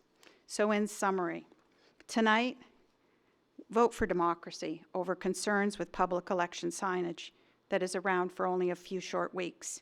On behalf of JCRA, I ask you to vote down the motion and seek a solution that supports fair, visible elections that is reasonable in a free and just society. Thank you. Thank you very much for your information. Are there questions, Council? Thank you very much for your information. Madam Clerk, would you call the next delegation? Next delegation is Dave Mallon on behalf of the Trafalgar Chartwell Residents Association regarding election signs. Mr. Mallon, welcome. Council is looking forward to your presentation. Good evening, Mayor Burton, members of council, ladies and gentlemen. I will keep my remarks brief. You've heard all of the arguments, I'm sure, and I'm representing Trafalgar Chartwell Residents Association this evening, and I should just mention before I go into the text here, one of the candidates for election at the last election in Ward 3 is now a member of our board in Trafalgar Chartwell, Mike Cunningham, and he's very aware of this discussion and our views as a board. Thank you for this opportunity to speak with you about this agenda item 5, election signs. The opportunity for candidates for election to communicate their interest to voters in offering for elected office is an essential component of our democratic process. This democratic process has evolved over a period of 9 centuries since the very first shoots of democracy appeared when Magna Carta was passed in 1215. In these troubled times, when it seems that democracy itself is struggling for acceptance in so many parts of the world, it is our belief that all of us here, including council, must support and reinforce democratic process wherever and whenever we have the opportunity to do so, such as tonight at this council meeting. In running for office, an essential task for a candidate is to prepare an election campaign with the purpose of making the electors aware, firstly, of their identity and their candidacy, and secondly, of their platform, and thus to solicit votes. To address the first of these, one of the popular approaches to voters is to place signs on public road allowances where permitted. One must conclude that this is a successful strategy, since it isn't without cost and effort to do so. We're all aware that this can get untidy, messy, I think is a word several speakers have used, for a period of 3 to 4 weeks, and causes frustration for the town's engineering and construction department. So be it. Sometimes the exercise of democracy can be messy, but it is a part of the price we pay for it. Particularly so when in southeast Oakville we were blessed with no fewer than 8 candidates for councillor as we were in the election last year. A very healthy sign for our democracy and for democratic effort. Whilst other communication paths can be utilised, such as email, websites, knocking on doors, these are not necessarily effective. Many seniors, to my knowledge, do not use email or do so very infrequently, may have limited capability to navigate to websites and through websites, and may not be receptive to receiving cold calls. So roadside signs can be an effective communication tool and thus form an essential part of the exercise of a democratic tradition. This is particularly true for new candidates who do not have the same name recognition as more well-established incumbents. On behalf of Trafalgar Chartwell Residents Association, may I urge councillors to vote to allow election signs to continue on public roads in support of our hard-won democratic process. 2 footnotes. It is quite reasonable, in our opinion, the town should charge for whatever costs are incurred in services related to monitoring and dealing with election signs. Whether it's 1B or 1C or some combination, as proposed by staff, is a matter we don't have strong views on. But we would suggest that preferably it should be on the basis of whose signs have to be removed and not a general levy on all persons posting signs. Another solution, which has been discussed in some ways here already, is the possibility of limiting the locations or limiting the number of signs, and this may well provide an opportunity for more progress towards limiting the playing field and making it a more level playing field. So thank you for your opportunity to address you, and once again Trafalgar Chartwell wishes to urge councillors to vote to allow the election signs on public roads to continue. Thank you. Thank you, Mr. Mellon. Let me just see if there are members with questions. Thank you very much, sir, for bringing your information. Madam Clerk, would you call the next delegation? The next delegation is Shay Marville, here to speak to item 5 regarding election signs.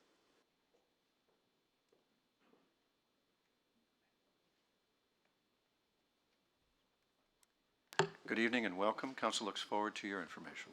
Thank you. Good evening, Mayor. Good evening, councillors. I really feel that I need to make my remarks brief. First, I would like to thank the councillors who did bring this motion to the floor.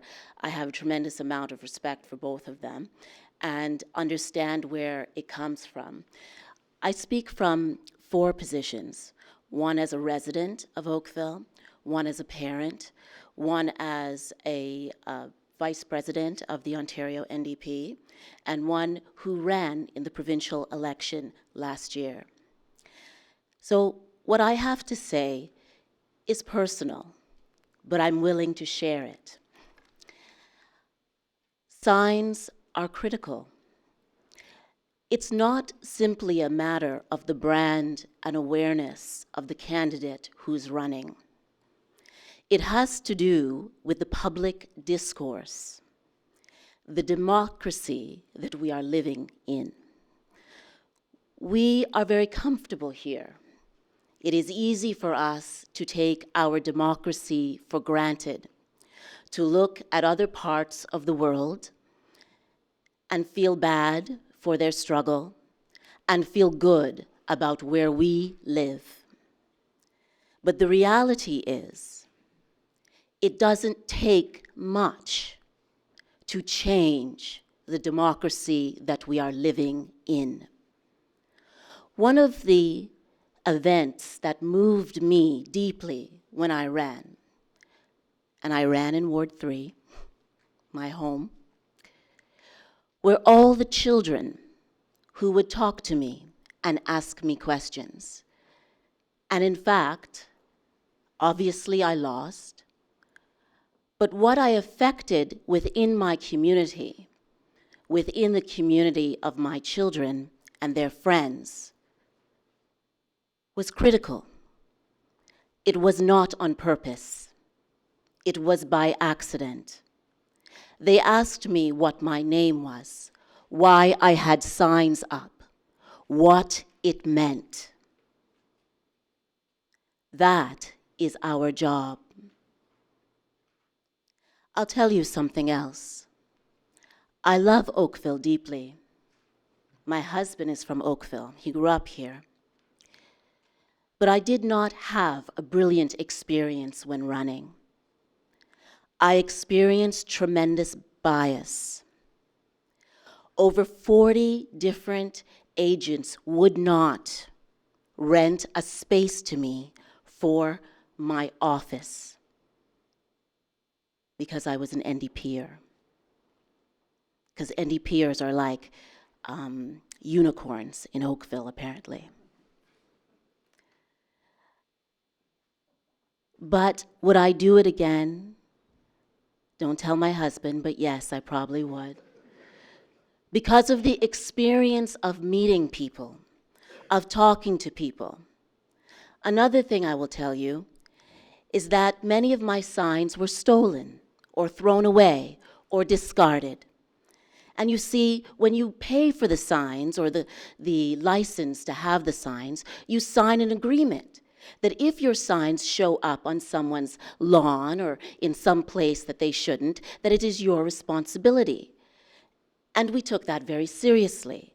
And we were constantly going around and looking. I was like a sign officer. But here's the thing. When I would put a sign in, if it was not in the middle of the night, and it was during the day or the morning, I would always have someone come up to me and ask, "Who is Shea Marvell? And what does he stand for?" And I would say, "Well, let me tell you." So signs have value beyond the brand and awareness of the candidate. It is an instrument of democracy. And each of you, even though you spend your day looking at numbers and trying to figure out how to balance the budget and make life in Oakville better for all the people in your communities and your wards, at the end of the day, you are a champion and advocate for democracy. And when those people call and say, "I can't stand all those signs. It's so messy and it's unclean," that's your opportunity to be a teacher, as uncomfortable as it is, to say that's what we stand for. Not the messiness, but the idealism, the opportunity to take part in democracy, whoever you are, whether it is to run or it is to use your right as a citizen to vote, but to get knowledge, to get information, to know that the person that's living beside me or down the street is not just my neighbor, but my brother or my sister. We live in this community together. And when you use the words, as it says here, maintaining a clean community and an environmental stewardship, that is beyond signage. That is beyond paper. That has to do with everyone that's in this room, that we get informed, that we get excited, that we say, "I don't like her, I like him, I don't," whatever, just participate. So although I respect those of you who have brought this to the table, I understand why you have brought it. I heard many of the comments. I ask you to reflect on your job truly in this position, as small as this is in some ways. It is not house cleaning or housekeeping. It's democracy maintaining and stewardship and democracy keeping. I leave it with you there. I thank you for your time, and I wish you well. Thank you very much, Mrs. Barbet. Any questions? Thank you, ma'am. All right, Council, that is the last delegation, and we restrict the item to table. Given the number of the public with an interest in this matter, I would suggest to you, Council, that I ought to use the provision in the procedure bylaw to bring item, I believe it's 4, the sign one. Here we go, 5 and 6. I think perhaps out of respect for the public who came, we might want to move direct to 5 and 6 so that they aren't detained while we go through all the others. And do I see any objection? Councillor Dudek. Your Worship, I believe many of us would like to go in camera to ask questions before we deliberate and discuss the motion. Councillor, we can certainly do that. I don't see a challenge to my suggestion, so Councillor Adams? I wondered if we could move the standing committee reports quickly. I don't know if there's any separations on any of those. We can do that, but I just want to get the numbered parts of the agenda clear.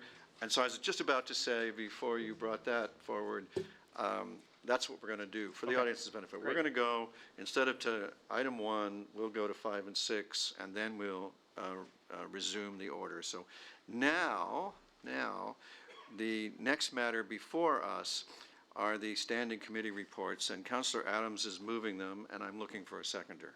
Councillor Hutchins is our seconder. Any separations or discussion? All in favor? Opposed, if any? And the standing committee reports are adopted. So that brings us to item 5, the placement of election signs on public property. So the way going into camera works to hear information privileged as a solicitor-client advice is either the public or the council has to leave. We have a room we could leave to and disturb. I mean, there's so many of you, I'm not sure that we have a comfortable place for you to wait if we throw you out. So I would suggest to you, council, that we go to the council boardroom with our solicitor, and I would just caution council that the only matters that may be discussed in camera are solicitor-client advice. And so we will need a motion, a mover and a seconder, and we need to, here we go. So we need a mover and seconder for this motion, that council resolve into a closed meeting session for the purpose of receiving advice that is subject to solicitor-client privilege, including communications necessary for that purpose, with respect to item 5. Is everyone clear with that? That's moved by Councillor Dudek, seconded by Councillor O'Meara. Is everybody okay with that? Then I'll call the vote. All in favor? And opposed, and that carries. Ladies and gentlemen, we regret we have to leave you. We'll come back as soon as we can. I'm sorry, questions from the audience are out of order. Ladies and gentlemen, the Council of the Town of Oakville meeting is back in session. I report that Council has met in a session closed to the public for the purpose of receiving advice subject to solicitor-client privilege with regard to item 5. The chair recognizes Councillor Dudek. Thank you very much, Your Worship, and thank you to all of you who took the time to not only attend but provide your comments and your views, much like the many emails and phone calls we've all received over the last 5 years. In November of 2010, Council considered the issue and decided to instruct staff to report back on the matter when we undertook a review of the sign bylaw. In June 2011, staff undertook an online survey to solicit responses and input from the public And in addition to the survey, notification was posted on the website, a media release was posted in the local newspapers, emails were sent to all the residents' associations and to all the political parties. Staff brought back a 39-page report recommending a prohibition of election signs on public property. They also provided various amendments for our consideration. In summary, their findings were that 98% of the respondents lived or worked in Oakville. Ward 2 had the highest number of respondents at 30%. Of the responses, 29% were members of a residents' association, 8 responses were received from political parties, and an additional 148 comments were submitted by respondents. With the question, do you think election signs distract you when you are driving? Of the responses, 58% said yes. Question, do you think election signs create visual pollution? Of the responses, 74% said yes. Question, do you think there are too many election signs? Of the responses, 74% said yes. Would banning election signs from public road allowances provide an unfair advantage to the incumbent or political party? Of the responses, 58% did not agree that it would provide an advantage. As a result of these responses, staff recommended to Council that a prohibition of election signs on public property was appropriate. In their conclusions, they cited several reasons for supporting the prohibition. Restrictions would reduce maintenance and enforcement activity. Permitting the placement on public property might expose the municipality to claims and lawsuits as a result of personal injury while erecting a sign. Restriction improves the environmental pillar of community sustainability by reducing resource consumption and the generation of waste and visual clutter of public lands. We also had the opportunity to have personal comments attached to that report, both for and against. Complaints cited littering, safety, visibility was sometimes compromised. They cited the neighboring municipalities of Burlington, Milton, and Mississauga having a prohibition on public property as being cleaner and more attractive, and did not appear to suffer any electoral engagement through the election period. The reasons for those opposed to a prohibition, some felt the incumbent had an advantage, much like several people have raised this evening. Signs raised the awareness of who is running for an election, and others cited a loss of democracy and freedom of speech. Since that report, we as Council have debated this issue at length. We've introduced some restrictions in terms of sign locations in an attempt to address various issues. Most recently, the region of Halton has introduced a restriction of any election signs on regional property, public property, which would affect Burlington, Milton, Halton Hills, and Oakville. Yet there still remain strong opinions both for and against a prohibition. I, for one, am very disturbed when I hear any resident express their concerns that their democratic rights are being violated. In listening to the public and wrestling with the concerns of democracy, I considered the best way to decide this matter once and for all and provide everyone the opportunity to exercise their democratic rights.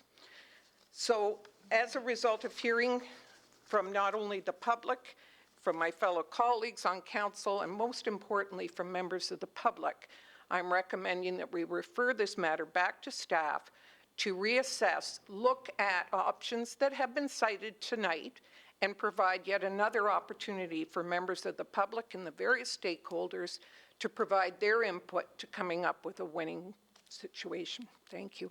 Thank you, Councillor Duddick. Councillor DeMoff is the seconder. Do you concur? I'll second her motion, yes. Thank you. Thank you for understanding what I was trying to ask. That is exactly what I should have asked. Thank you. All right, Council, are there questions? I don't think referral really is subject to debate. And seeing no objection, I'll call the vote. All in favor of the referral? Opposed? Referral carries. Thank you, everyone. The next item before us is item number 6, the fees for election signs on public property. Councillor Duddick, do you want to lead Just off receipt. discussion? No, just receipt. Is there a seconder? Councillor Demoff, thank you. All those in favor? Opposed, if any? And the item is received. Council, I'm going to suggest a quick recess for everyone's comfort and the convenience of the many members of the public who may wish to leave without disturbing the council if we were to press on immediately. So we are recessed for 5 minutes. Then. All right, thank you, everyone. Council is now back in session. And council, we now turn to consent item 1, the replacement of Schedule A to Bylaw 2007-144, defining the duties and responsibilities of the Chief Administrative Officer. Is there a move and seconder for this consent item? Councillor Adams, Councillor Hutchins, was that a second? All those in favor? Opposed, if any? Thank you, that is carried. Council, we come now to confidential consent item C1. I'm not sure you need actually to go into camera to receive solicitor-client advice on this. You have a detailed report. And Councillor Elgar, you wanted to bring forth several pieces of information in public session anyway. So Councillor Elgar, may I offer you the floor? Thank you, and I appreciate that, Mayor Burton. The reason I ask is because the last time it was before us was a long time ago, and we were just receiving information from the delegations that came. So, and I know it's on blue paper, and there will be items we will be going into camera at the end of the meeting. But I just want, for what is public information that everybody should know, is just a few questions to staff.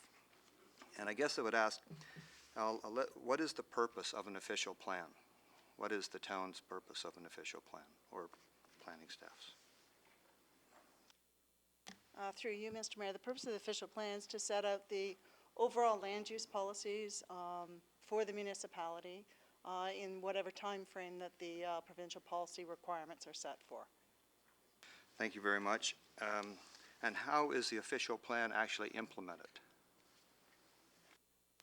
So through you, Mr. Mayor, the official plan sets out the overall land use policies, and those land use policies are implemented through a zoning bylaw where it sets out the details for individual properties. Thank you very much. Now, on this particular property we're talking, in the southern portion, what zoning was placed on the property in 2004 with regard to the number of stories that would be allowed? In 2004, the property was zoned an RM zone, which would have permitted 3-story townhouses. I actually have a presentation with a few slides that sets out what is the official plan designation and the existing zoning on the property, if you wanted to see that. Are we sure in 2004 it was an RM? Well, actually, it was an R7E. It was done as a comprehensive bylaw change to an entire property, a much larger property than this specific one. It was done as a site-specific amendment. The intent of the zoning bylaw, though, was to permit the multiple attached with 3 stories and a series of setback regulations.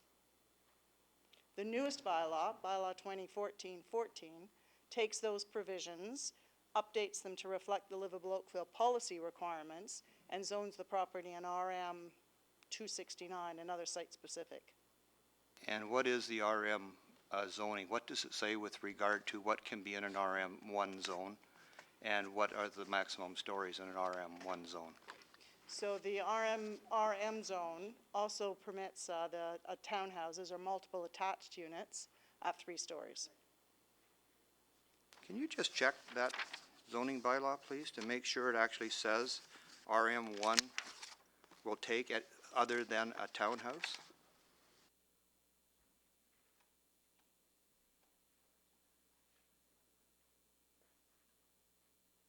So I have in front of me the site-specific provisions. The southern portion of the property was identified as Block 3. And this is in Bylaw 2014-14, or were you referring to the 2004 bylaw? Well, you're talking, but we know the 2004 bylaw was 3 stories. Now we have the new RM1 zone, which table 6.2.2 states townhouse dwelling. It is not an RM2, an RM3, an RM4, or an RH, which allows all different varieties. Am I reading table 6.2.2 correctly? I'm sorry, I don't have that part of the bylaw, the site-specific provisions in front of me.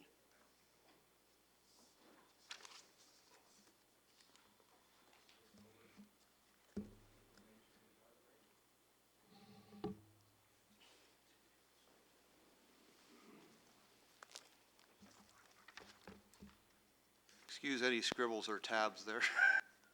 There are a number.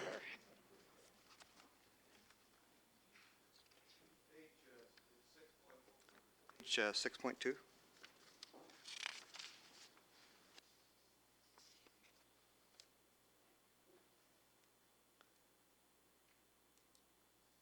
So 6.2 permits in the RM1 zone. Does the RM1 zone allow for residential uses?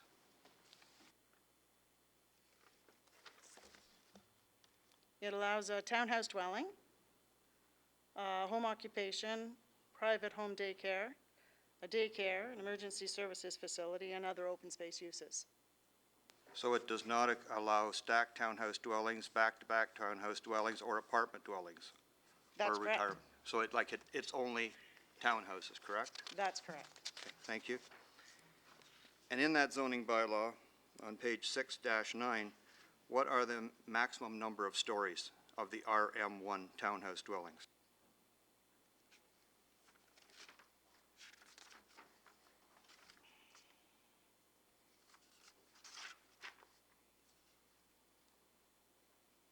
It's table 6.3.8. Yep. It has a maximum number of stories of 3. I thank you. And I know there's some talk about an official plan. What does the official plan say in section 28.1.1?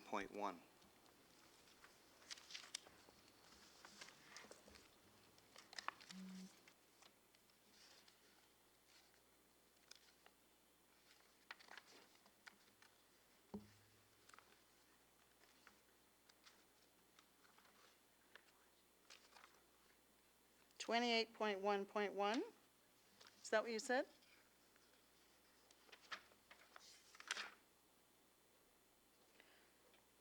It refers to this is the implementing section. It's part F of the official plan, so it sets out the implementing policies.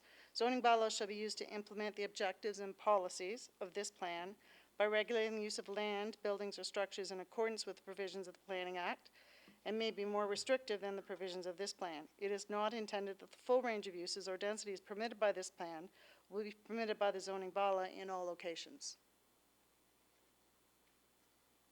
Okay, so it can be more restrictive, is what it's saying in here in the implementation portion?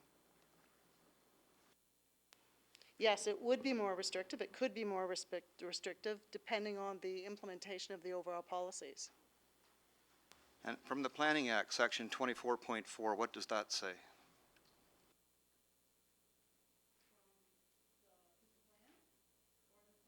The Ontario Planning Act. Okay. I can, it's deemed conformity. If a bylaw, I'll let you read it because.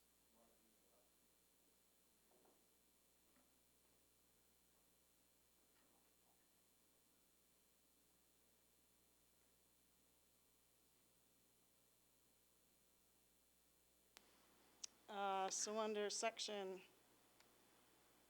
24,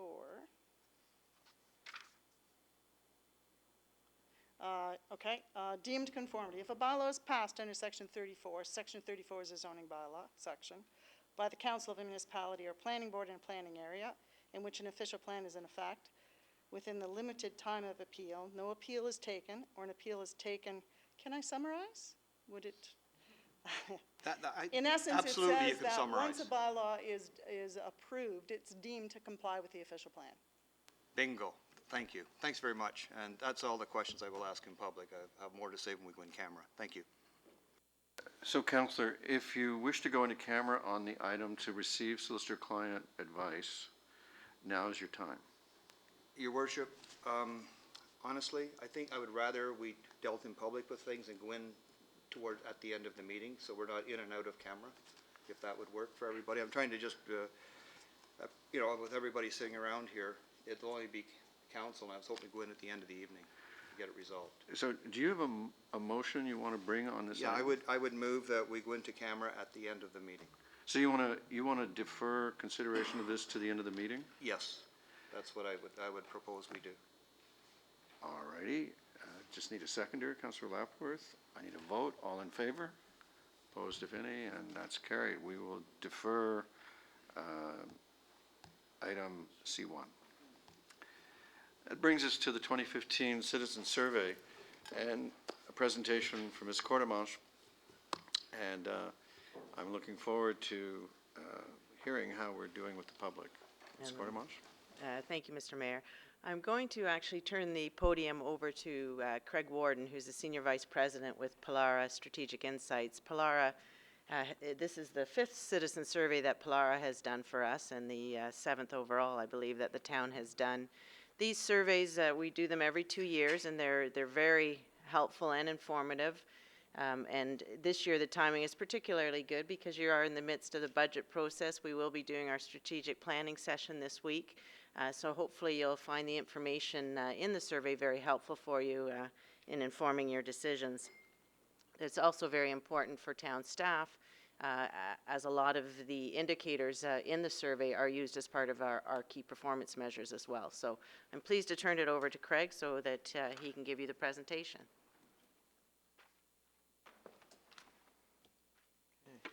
Thank you, Jane, and thank you, Mr. Mayor and council and staff. It's great to be back to present your biannual survey to you.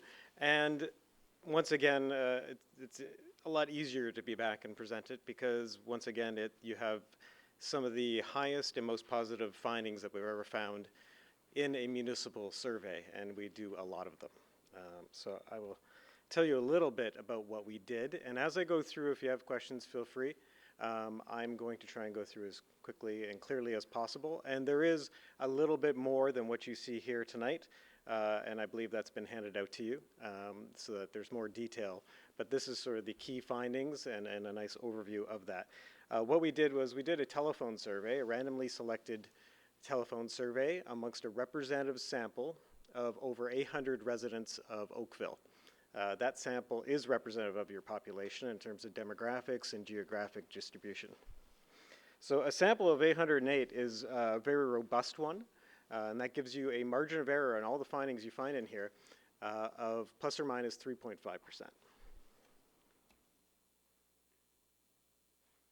So we start off these surveys with a open-ended question is what we call it. We don't prompt them on any of the items you see here. We ask them what the most important issue is for them in terms of what's facing the town. And they tell us in their own words, and then we have to go back and categorize them. And that's what you see here, is their responses in their own words categorized here. Now, the top bar beside each word that has the light blue, in this case, urban sprawl and development has 13%. That is your current finding, and then the findings below that are the previous every 2 years previous to that. So you can see that urban sprawl remains the top issue, hand in hand with traffic. But what you can see here is over time how it's dropped from 30% mentioning it on a top of mind basis, now only 13%. Now at 30, I would call that sort of a moderate lightning rod issue, something that clearly is on top of people's minds. But what we see now is no clear lightning rods. There's no issues that are gathering the attention of a big proportion of your population. And that's a good finding. So as you go down, you'll see that it's urban sprawl or growth, traffic, a growth-related issue, taxes with only 9%, 8% population increase, and public transit at 5%, and maintaining infrastructure at 4%. We like to ask people when they think of Oakville as a place in which to live, would they say that the degree of livability, how does it compare to other areas in the GTA? And you can still see that 8 and 10, 79%. Last year, or 2 years ago, it was 85%. That's not a change that I would say is a statistically significant or a significant number, but still around 8 and 10 are saying that it is better than most areas of the GTA to live in. Only 2% say it's not as good as most other areas in the GTA. Now let's get to what we call the ballot question in a survey, which is the main question, and that is, how satisfied are they with the town of Oakville's government? You can see here 87% remain satisfied. The same finding as what we found in 2013. What I like to point out here is that you have 26% who say they're very satisfied. It's hard for governments to get a lot of people into that sort of category right there. So this is a very strong finding. This is amongst one of the highest and most positive findings that we find for an overall satisfaction score for municipalities. So this is very good. And you can see a nice trend here where it was 82%, 78, 82 from 2007 to 2011, and it's been 87% since. Now, we'll show you in a second that we asked satisfaction across a number of different services, but also sort of aspects of living in the town. And what we've done here is we've cobbled together satisfaction ratings from across the town aspects and then the town services. And you can see that 90% are satisfied with town aspects, and you'll see it's the sort of the small town feel of Oakville and things like that, and more directly services, and you have 85% satisfied there. Now here, for me, what is very positive is that you have 5 in 10 and 4 in 10 who are very satisfied. So this is not a lukewarm response. This is an intense level of satisfaction. Now let's go through the various aspects and services that we touched on in the survey, and they're ranked by the very satisfied. So as we go through the slides, it starts off with the strongest very satisfied. So feeling of belonging and being safe, 95% overall are satisfied. You can see that almost nobody's not satisfied. But 7 in 10 are very satisfied. And as you go down, you can see 6 in 10 to 5 in 10 are very satisfied with parks and green spaces, library services, recreation fields and facilities, quality of buildings and overall appearance. As we go along, Oakville's emergency services and recreation programs and harbors also get about half or a little bit more who are very satisfied, but no less than 8 in 10 who are satisfied in total, either very or somewhat. The efforts that the town makes to protect community heritage, also 85% satisfied there, with 42% very satisfied. And as we continue through, you'll see here across these various categories that you have about 8 in 10 that are satisfied, and in the range of about a third that are very satisfied. The one exception, this is always a hard one for municipalities to get a great rating on, but you still have 74% who are satisfied, 32% very, with winter road and sidewalk maintenance. That's up 6 points from the last time. Various factors could be at play there. Maybe you're doing a better job. Sometimes we find that these kind of scores go up right after a snowfall has happened and you've responded quickly and well. As we go through, we have 84% who are satisfied with responding to community's needs. 74% are satisfied with opportunities for public involvement. 70% are satisfied with parking. 52% are satisfied with public transit. That's down by 8 points. Amongst public transit users, it is 59% satisfied, so a little bit higher. Managing tax dollars, 3/4 are satisfied. Priorities and planning. So here we do an exercise that we call pairwise. It's a special technique that we use to sort of find out from residents, sort of force them to make choices. Because if you ask in a survey a question of, here's this thing, how important is it? Here's this thing, how important is this? Everything gets rated as important. So this provides you with some direction of when people are forced to make choices, this is how they fall out. So in this case, what you see on this slide is the percentage shows you the number of times that item wins when shown against one of the other items in this list. So controlling the rate and type of growth gets chosen as a priority 64% of the times that's shown against one of the other ones here. So you can see growth, and this has been steady since we have been doing this for the last 3-4 iterations, is the #1 priority for your public. Go back to the first slide I showed you. The great news there is that that as a concern has dropped from 30% of people mentioning it top of mind down to 13. So this is a priority, and you're doing a good job on it. Natural environment is your secondary priority at 53%. Ease of traveling and governing and managing the town come in at about half. And then the lower priorities are economic growth and recreational and cultural programs. Now this is quite the slide. The way to read it is going down the columns. So if we look at Oakville's natural environment, when it gets shown against one of the items on the left, such as governing and managing the town, it wins only 44% of the time. So that means governing and managing the town beats natural environment most of the time. But what we've done is we've circled where that item, that column item, has won. So natural environment wins against economic growth, recreational and cultural programs, and ease of traveling. So what you can see here is, it's not the previous slide is not surprising. You can see controlling growth wins every time it's shown against any other item. Natural environment wins 3 out of 5 times. Ease of traveling wins 3 out of 5 times, and the others win only a couple times each.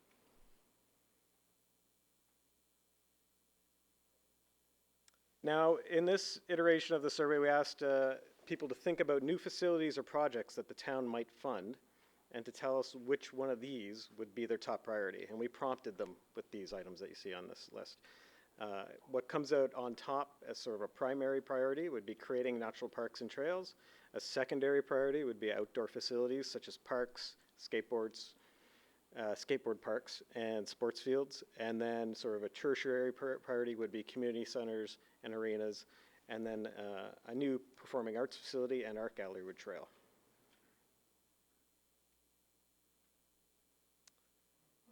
Every survey we ask this, we ask people to choose between not having a tax increase or any user fees, or adding new services and facilities, or maintaining existing service levels. Knowing that either maintaining or bringing in new services or facilities would require a tax or user fee increase. 64% choose either new, which is 22%, or maintaining, which is 42%. Only 33% say no increase. And then amongst that 64%, 79% would rather that you raise the funding through user fees rather than property taxes, which is only 18%.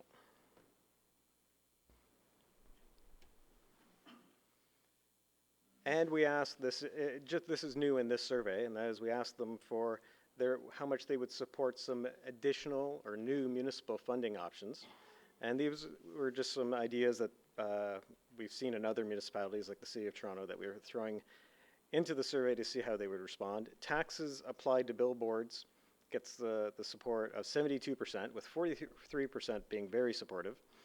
Taxes on the purchase of alcohol and tobacco has support of a majority, with 26% very supportive. So the biggest amount of support is going to things that won't affect them as residents, right? These are taxes on other people.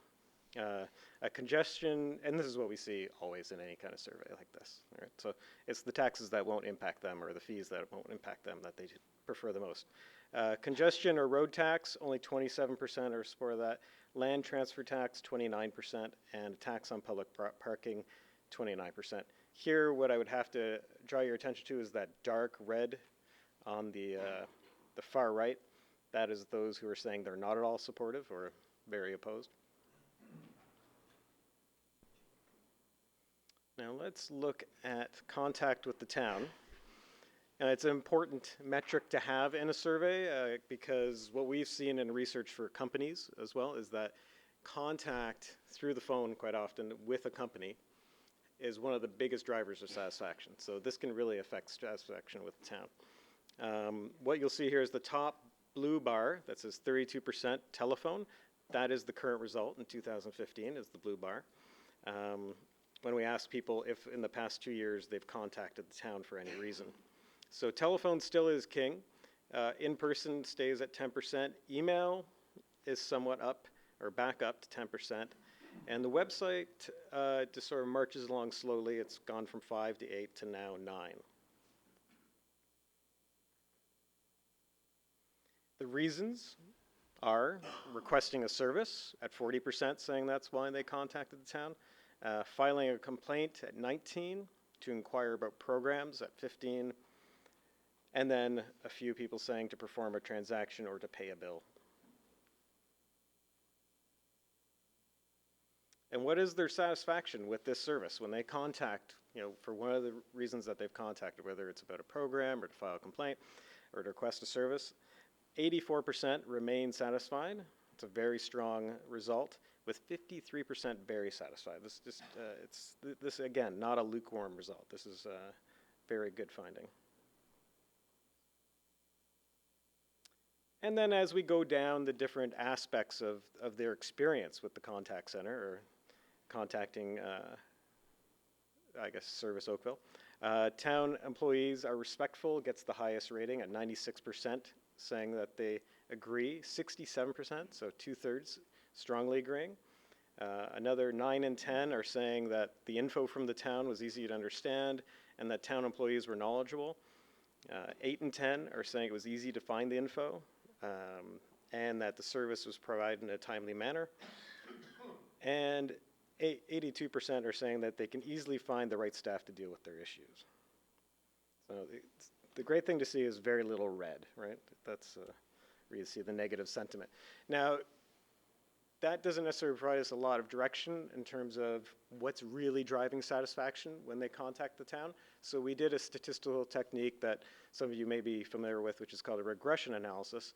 That tells us what the key drivers are of this satisfaction. And what we found here is that service in a timely manner, by far, is the biggest driver, the primary driver of satisfaction when they contact the town. Like 5 times more impactful than the secondary driver, which is info is easy to understand. Really is. It's overwhelmingly that, the service in a timely manner. So when you're looking to improve things, to drive satisfaction up, focus in a huge way on service in a timely manner, which you're already doing well on. But that's where you'll have the biggest bang for your buck. Sources for information on the town of Oakville through the website, 75% or 74%, so 3/4. By telephone with 7%, local newspapers just at 5%, town brochures 2%, just general internet and the town hall at 2% and email at 2%. Your Let's Talk publication is at 1%. That's down 1% from the previous wave. And our final slide, we had a question this time only about, one, if they voted in the municipal election. And look at that turnout rate, 70%. My goodness.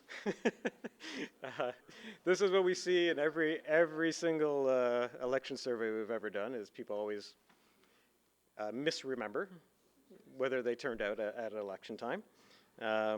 And amongst that 70% that said that they voted, we asked them whether or not they'd be more likely or less likely to vote in the next election if they had the option to vote online.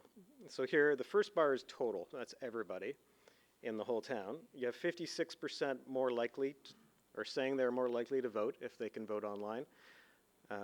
It stays about the same for those who say they voted. Amongst those who say they did not vote, you have almost 2/3 saying they are more likely to vote. And I can tell you, there is research out there that Elections Ontario has done, and this sort of falls in line with what I've seen with that as well. And that brings us to the end of our overview. If you have any questions, I'd be happy to answer. Thank you very much, Craig. Councillor Elgar. I won't go on. I found that last slide very interesting. Like, how good is the accuracy of your polling based on 70% of the people voted were we doing the survey in Oakville?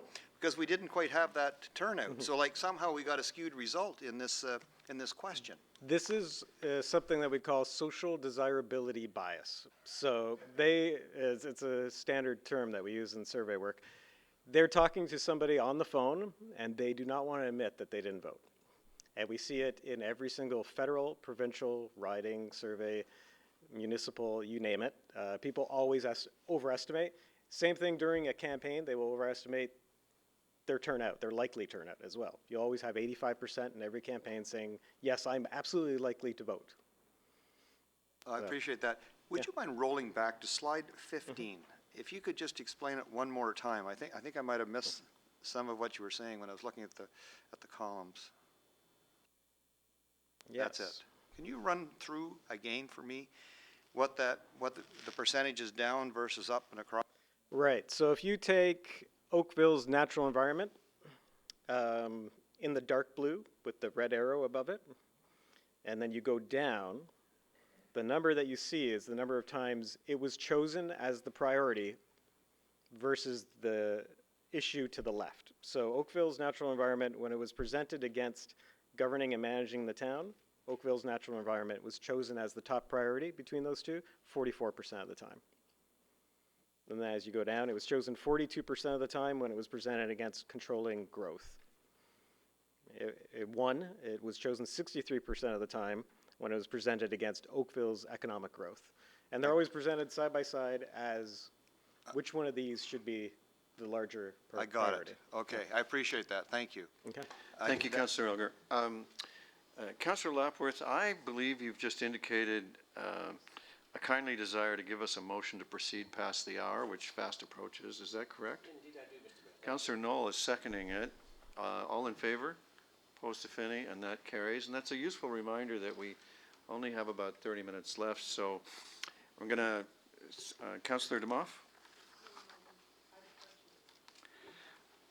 Well then, please ask your question. Okay.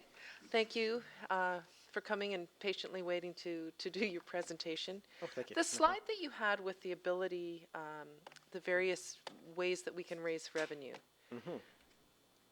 do we have the ability as a municipality to tax alcohol and tobacco?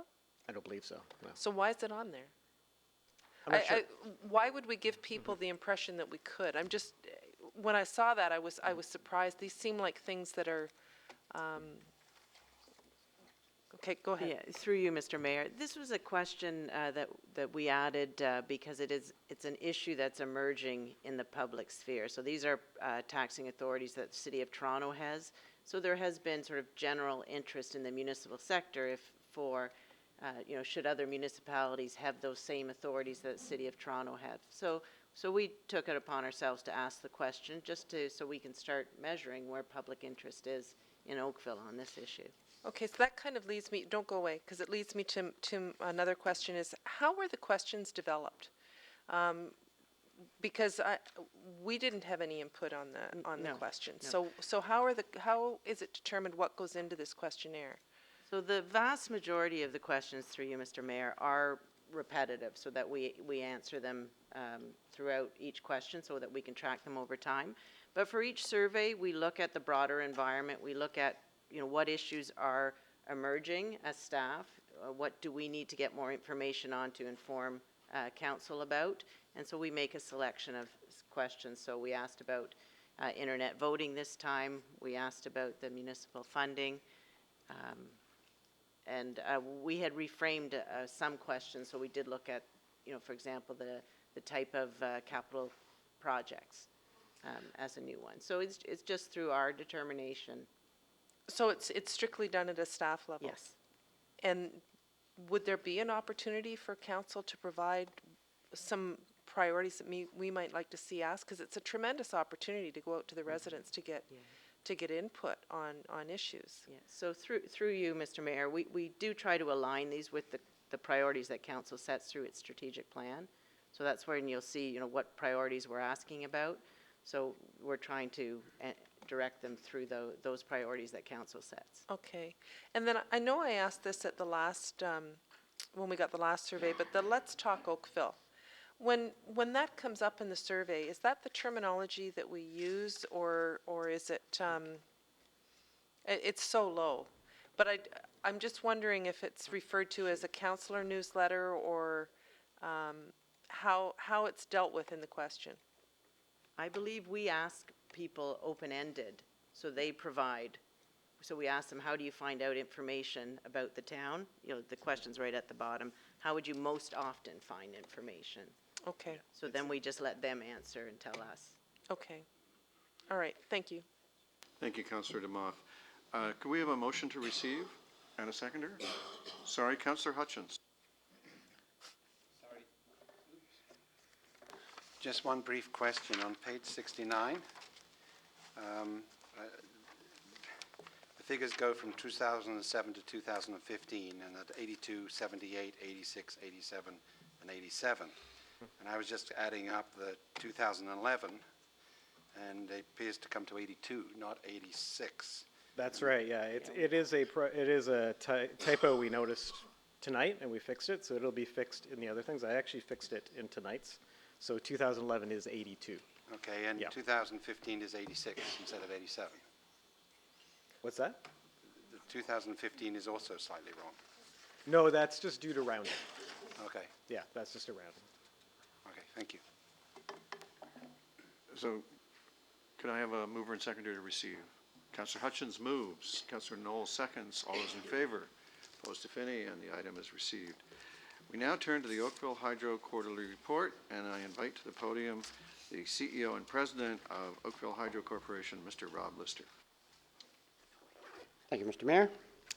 Mayor Burton, members of the council, we're very pleased to be able to provide an update on Oakville Hydro this evening. I'm going to ask Mike Brown, Chief Operating Officer of Oakville Hydro Electricity Distribution, to provide that update, and we'll be able to answer any questions during the presentation and after.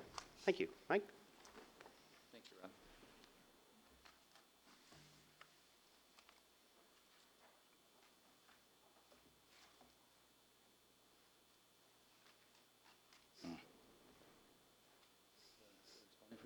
No, not quite yet. Oh, there it goes. No. There it is. Good. And where's there, right? Correct? That's it. Good. And then just use it. Yeah, I might Good. suggest the arrows, yeah. Okay. Good evening, Mayor Burton and members of council. Thanks for having Oakville Hydro in front of you tonight. I'll be very succinct in providing our quarterly update. Three areas that I want to highlight on behalf of the members of Oakville Hydro, our electricity reliability and our results from 2014. I want to talk about enhancing customer experience and some of our activities on that front. And then the third area is partners in community safety, and we'll talk a little bit about census meters and phone scams. So on we go. I'm very pleased to present to council that we've done a tabulation, unofficial mind you, but it is accurate. In 2014, Oakville Hydro had the best service reliability results in recorded history. It was simply amazing. There is an asterisk on that, and I'll be quick to point that out down on the bottom right.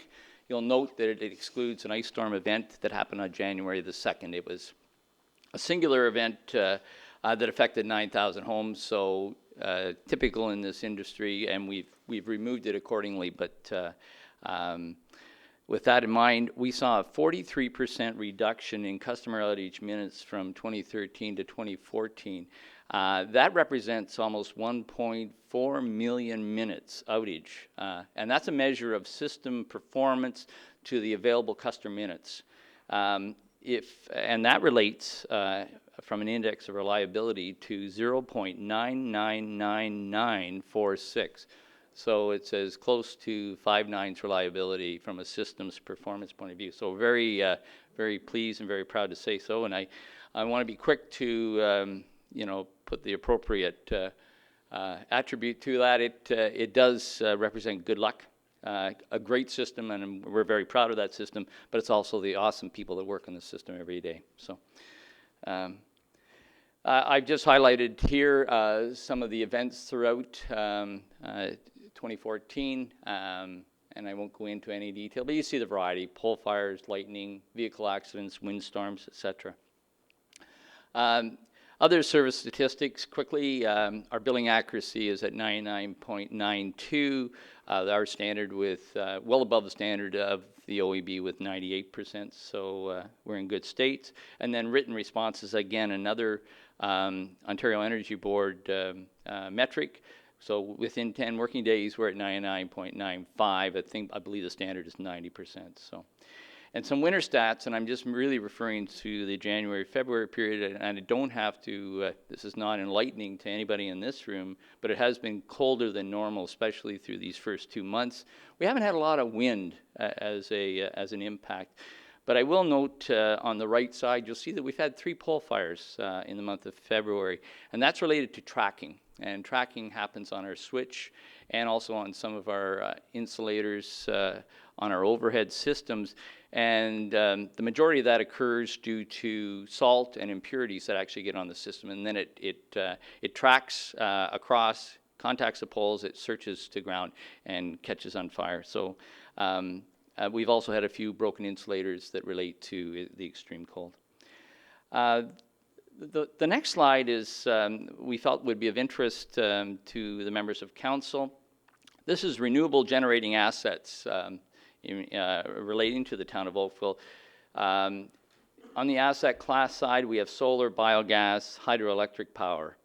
Solar, these are assets that are owned through the town in conjunction with Oakville Hydro in some case. Solar would be our Sunny Shores solar farm that's just in Quinte near Belleville. It also includes the solar panels that are on Town Hall here, as well as Redwood Square, our corporate headquarters.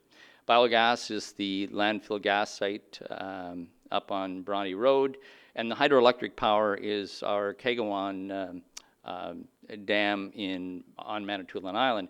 But the point I wanted to make here is that the renewable energy generating resources owned by the town provide the equivalent of 6 to 7% of the total load serviced in Oakville in 2014.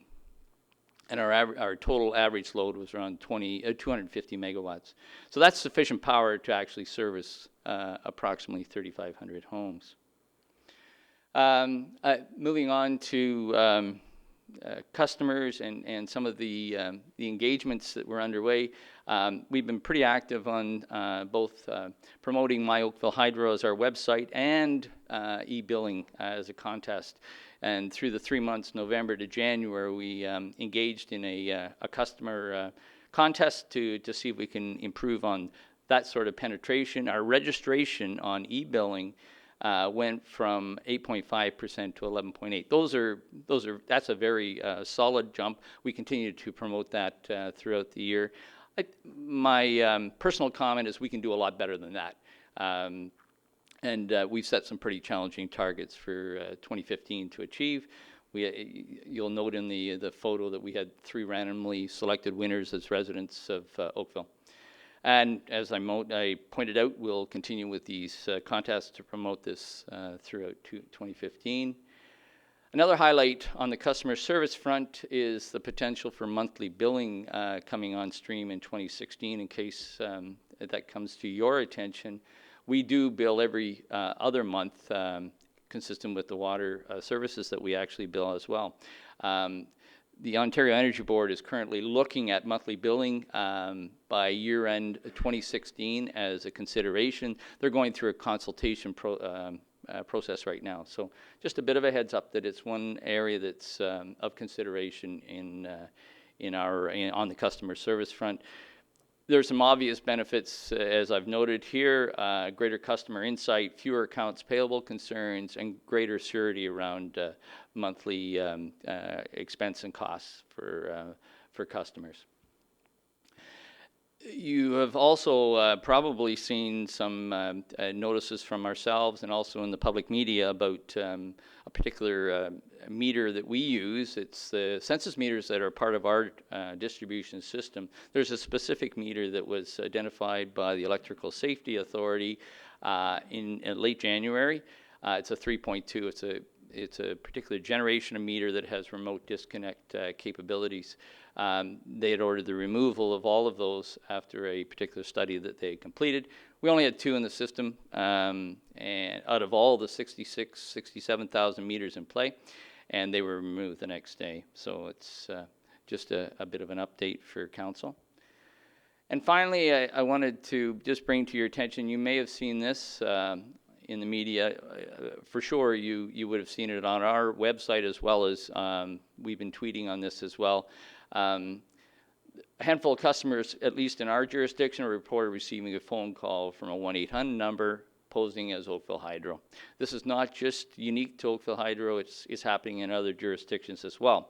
The caller threatens to cut off the customer's power in 1 hour if they do not receive payment. This business practice is not aligned, obviously, with Oakville Hydro's policy. So it is a scam alert in play. Some guidance to customers. If you do receive a suspicious call of this nature, don't provide personal or financial information. Record any information about the person or the organization. Contact our customer service at the notice number that's identified there, as well as call the OPP's Canadian Anti-Fraud Center as noted below. So, and that's 1-888-495-8501. So that's pretty well it. I just wanted to give you a brief update on the results so far in 2014 as well as the beginning, and I'm open to any questions. Thank you, Mr. Brown. Council, we have questions from Councillor Elgar and Council. I believe in the interest of efficiency, questions about item number 7, the award of the FIT 3 contract to the town of Oakville, which is in concert with Oakville Hydro, would be in order at this time. Councillor Elgar. Hey, just a quick question. Solar, I see it's 43 cents. What happened? It seems to be going down. Actually, I believe that's a blended rate. Yeah. So it's a combination of, instead of doing the individual rates, we just put it together as a kind of a weighted blend, if that helps, Councillor Elgar. Sir Adam. Could you flip back 1 slide? How often are we getting these complaints? My own personal reflection from my team is not a lot. I would suggest, just from a conversation, maybe 5, 6 that I'm personally aware of. Very infrequently. Yep. Okay. Can I, and on another matter, you can keep going if you want. Sure. Is there an ability to provide more information about Oakville Hydro's financials publicly? Maybe I would defer that to Rob. Okay, I'll let you make a comment. Our financial statements on our website for the distribution company, and we provide at the annual general meeting, but we are able to, it is public information. Are we able to make that more known, I guess is perhaps the better way of asking the question? For sure. For people to understand the importance of Oakville Hydro in our financials and how it interrelates with us? Yes. Well, Councillor, on the interrelation with us, that's surely our responsibility. Fair enough, but okay. Thanks very much. Thank you very much for the information. I wonder if I could look for a motion to receive and a motion to this item and a motion to approve item 7. Councillor Knoll and Councillor Elgar. And just in the interest of, not to offend the clerk, I'll call them in order. First, item 3, to receive. All in favor? Opposed, if any, and that carries. And now item 7, to approve. All in favor? Opposed? That carries. Thank you very much, Council. Now, Council, the next item is item 4, where I propose to leave again. And the other item is item 8, and the confidential item that Councillor Elgar wishes to go into camera over.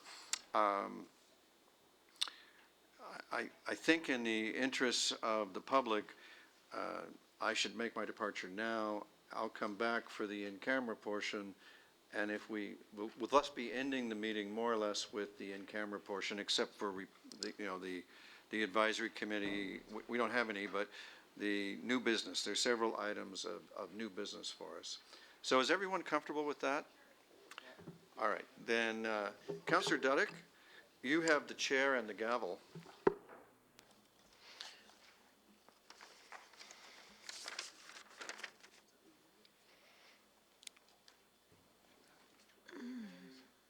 Okay. Time might be rolling on. Well, you might want to extend the hour extraordinarily. Okay. Okay.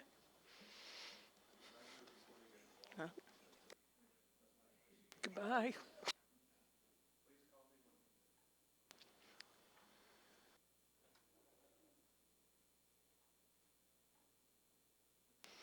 Okay, members of council, item number 4, which is the Integrity Officer Inquiry Request. Do we have any questions, comments, or do I have a motion? Councillor Knoll. Madam Chair, I will give you a motion to receive the items and to take no further action on them. I do want to speak to it. I'm sorry for the time, but I just want to take a couple quick moments and make a couple comments. First of all, because I was named several times during Mr. Brennan's delegation, I want to make it very clear for the record that I did not squash the previous complaints. As was suggested, I simply made a motion and received the support of the majority of council members. I do resent the implication that I somehow squashed anything. It's not the case. I think that basically, like last time we dealt with this, and there's fairly recently from another defeated mayoralty candidate, I believe that these complaints are in many cases, first of all, there's many of them, some of them are the same, exactly the same case. Some of them are vexatious. They're just basically, there's no basis for them whatsoever. And others are not even within the conduct, the alleged conduct is totally outside of the scope and the venue of the municipality. I mean, if he has concerns about activities at the Chamber of Commerce, they should be taken to the Chamber of Commerce, with the school board to the school board, et cetera, bringing them here and somehow trying to tie the mayor into vote tabulation, equipment maintenance, and policies is, in my opinion, ridiculous. So I'm satisfied once again, as last time, that this is simply an attempt to extend the campaign, continue the attacks. I think it's kind of ironic, Madam Chair, that just a few moments ago we had this citizen survey that shows us overwhelming support for the policies and for the activities and for the staff and the programs that are delivered here at the town of Oakville. There's obvious satisfaction, almost unprecedented satisfaction in the province of Ontario for how we administer this town, almost without exception, every single area. So I don't think that even, I don't even think that this is consistent in terms of where the public are at. So I don't think that we should be spending any more time on this. I don't think that we should be spending time on sending this to the Integrity Commissioner or even debating it any further. And in fact, I think we should spend so little time on it, I'm done. Thank you. Do you have a seconder for the motion? Councillor Khan. All those in favor? That's carried. Thank you. Could we oppose? Sorry. That's carried. Could we indicate to the mayor he can come back in? Maybe in the interest of time, we can go to item number 8. Councillor Knoll, I'll identify. Yes, it's me. I would like to move that we defer this matter for one cycle of council so that there's an opportunity to digest the information and hopefully have a chance to, particularly for Councillors Grant and myself, to have a chat with staff about this, as it's a very, very important issue in our ward, as it is for the whole town, but it has particular bearing on Ward 5. So we'd like to have that opportunity. So I'm asking for a one cycle deferral. Councillor Grant? Second? Okay. All those in favor? That's carried. Okay. I think we're at new business. Sorry. Oh, a C1 for Councillor Elgar. C2. Correct. C2, pardon me. Actually, we didn't deal with C2, the election signs. I will move receipt. Councillor Demoff will second. All those in favor? That's for C2, pertaining to the Elections Act. And I'll let the mayor proceed with the other in-camera issue or the items of new business.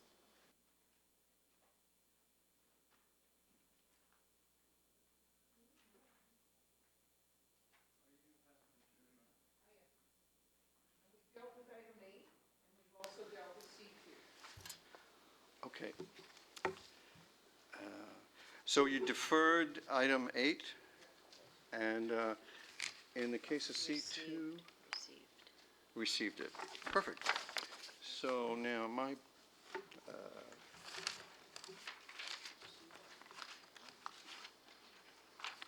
and you didn't extend the hour? Okay. Alrighty. Does that bring us to the mention that you have your information items circulated electronically? Is that where we are? Everyone agree? And the status of outstanding issues has been circulated. We come to new business. I call your attention to the Terry Fox Day motion under new business. And this is notice that it's going to be considered at the next council meeting to be held on March 30th. There's no action required here. Similarly, I think I understand Oakville's month of sport to be the same. Thank you, Councillor O'Meara. And but we so now I understand from some councillors that there may be reports and question period regarding town boards and advisory committees. Councillor Lapworth, did you have an item about the library? No, every other council meeting. Every other. All right, thank you very much. Anyone else? Councillor DeMoss? Oh, sorry. So I saw Councillor DeMoss' hand. I have a request for report. We're not there yet. I'm asking about regional reports and question period regarding town boards. Your worship, I mentioned to you today I had one tonight, but I'll hold it till the next meeting. Thank you, Councillor Robinson. That's what I was soliciting was, did you still want to do that? Councillor DeMoss, we're now at request for reports. And Council, we have a request for report moved by Councillor DeMoss, seconded by Councillor Dudek, that staff review the health of the magnolia tree and condition of the house located at 42 Lakeshore Road West and report back to Council on these issues as well as the implications for the existing heritage designation on the property. This is a request that I support, and as you know, we have to pass this in order for the work to be done. The motion is duly before you. Are there speakers, or shall I put the vote? I'll put the vote. All those in favor? Opposed, if any? The request is unanimously approved.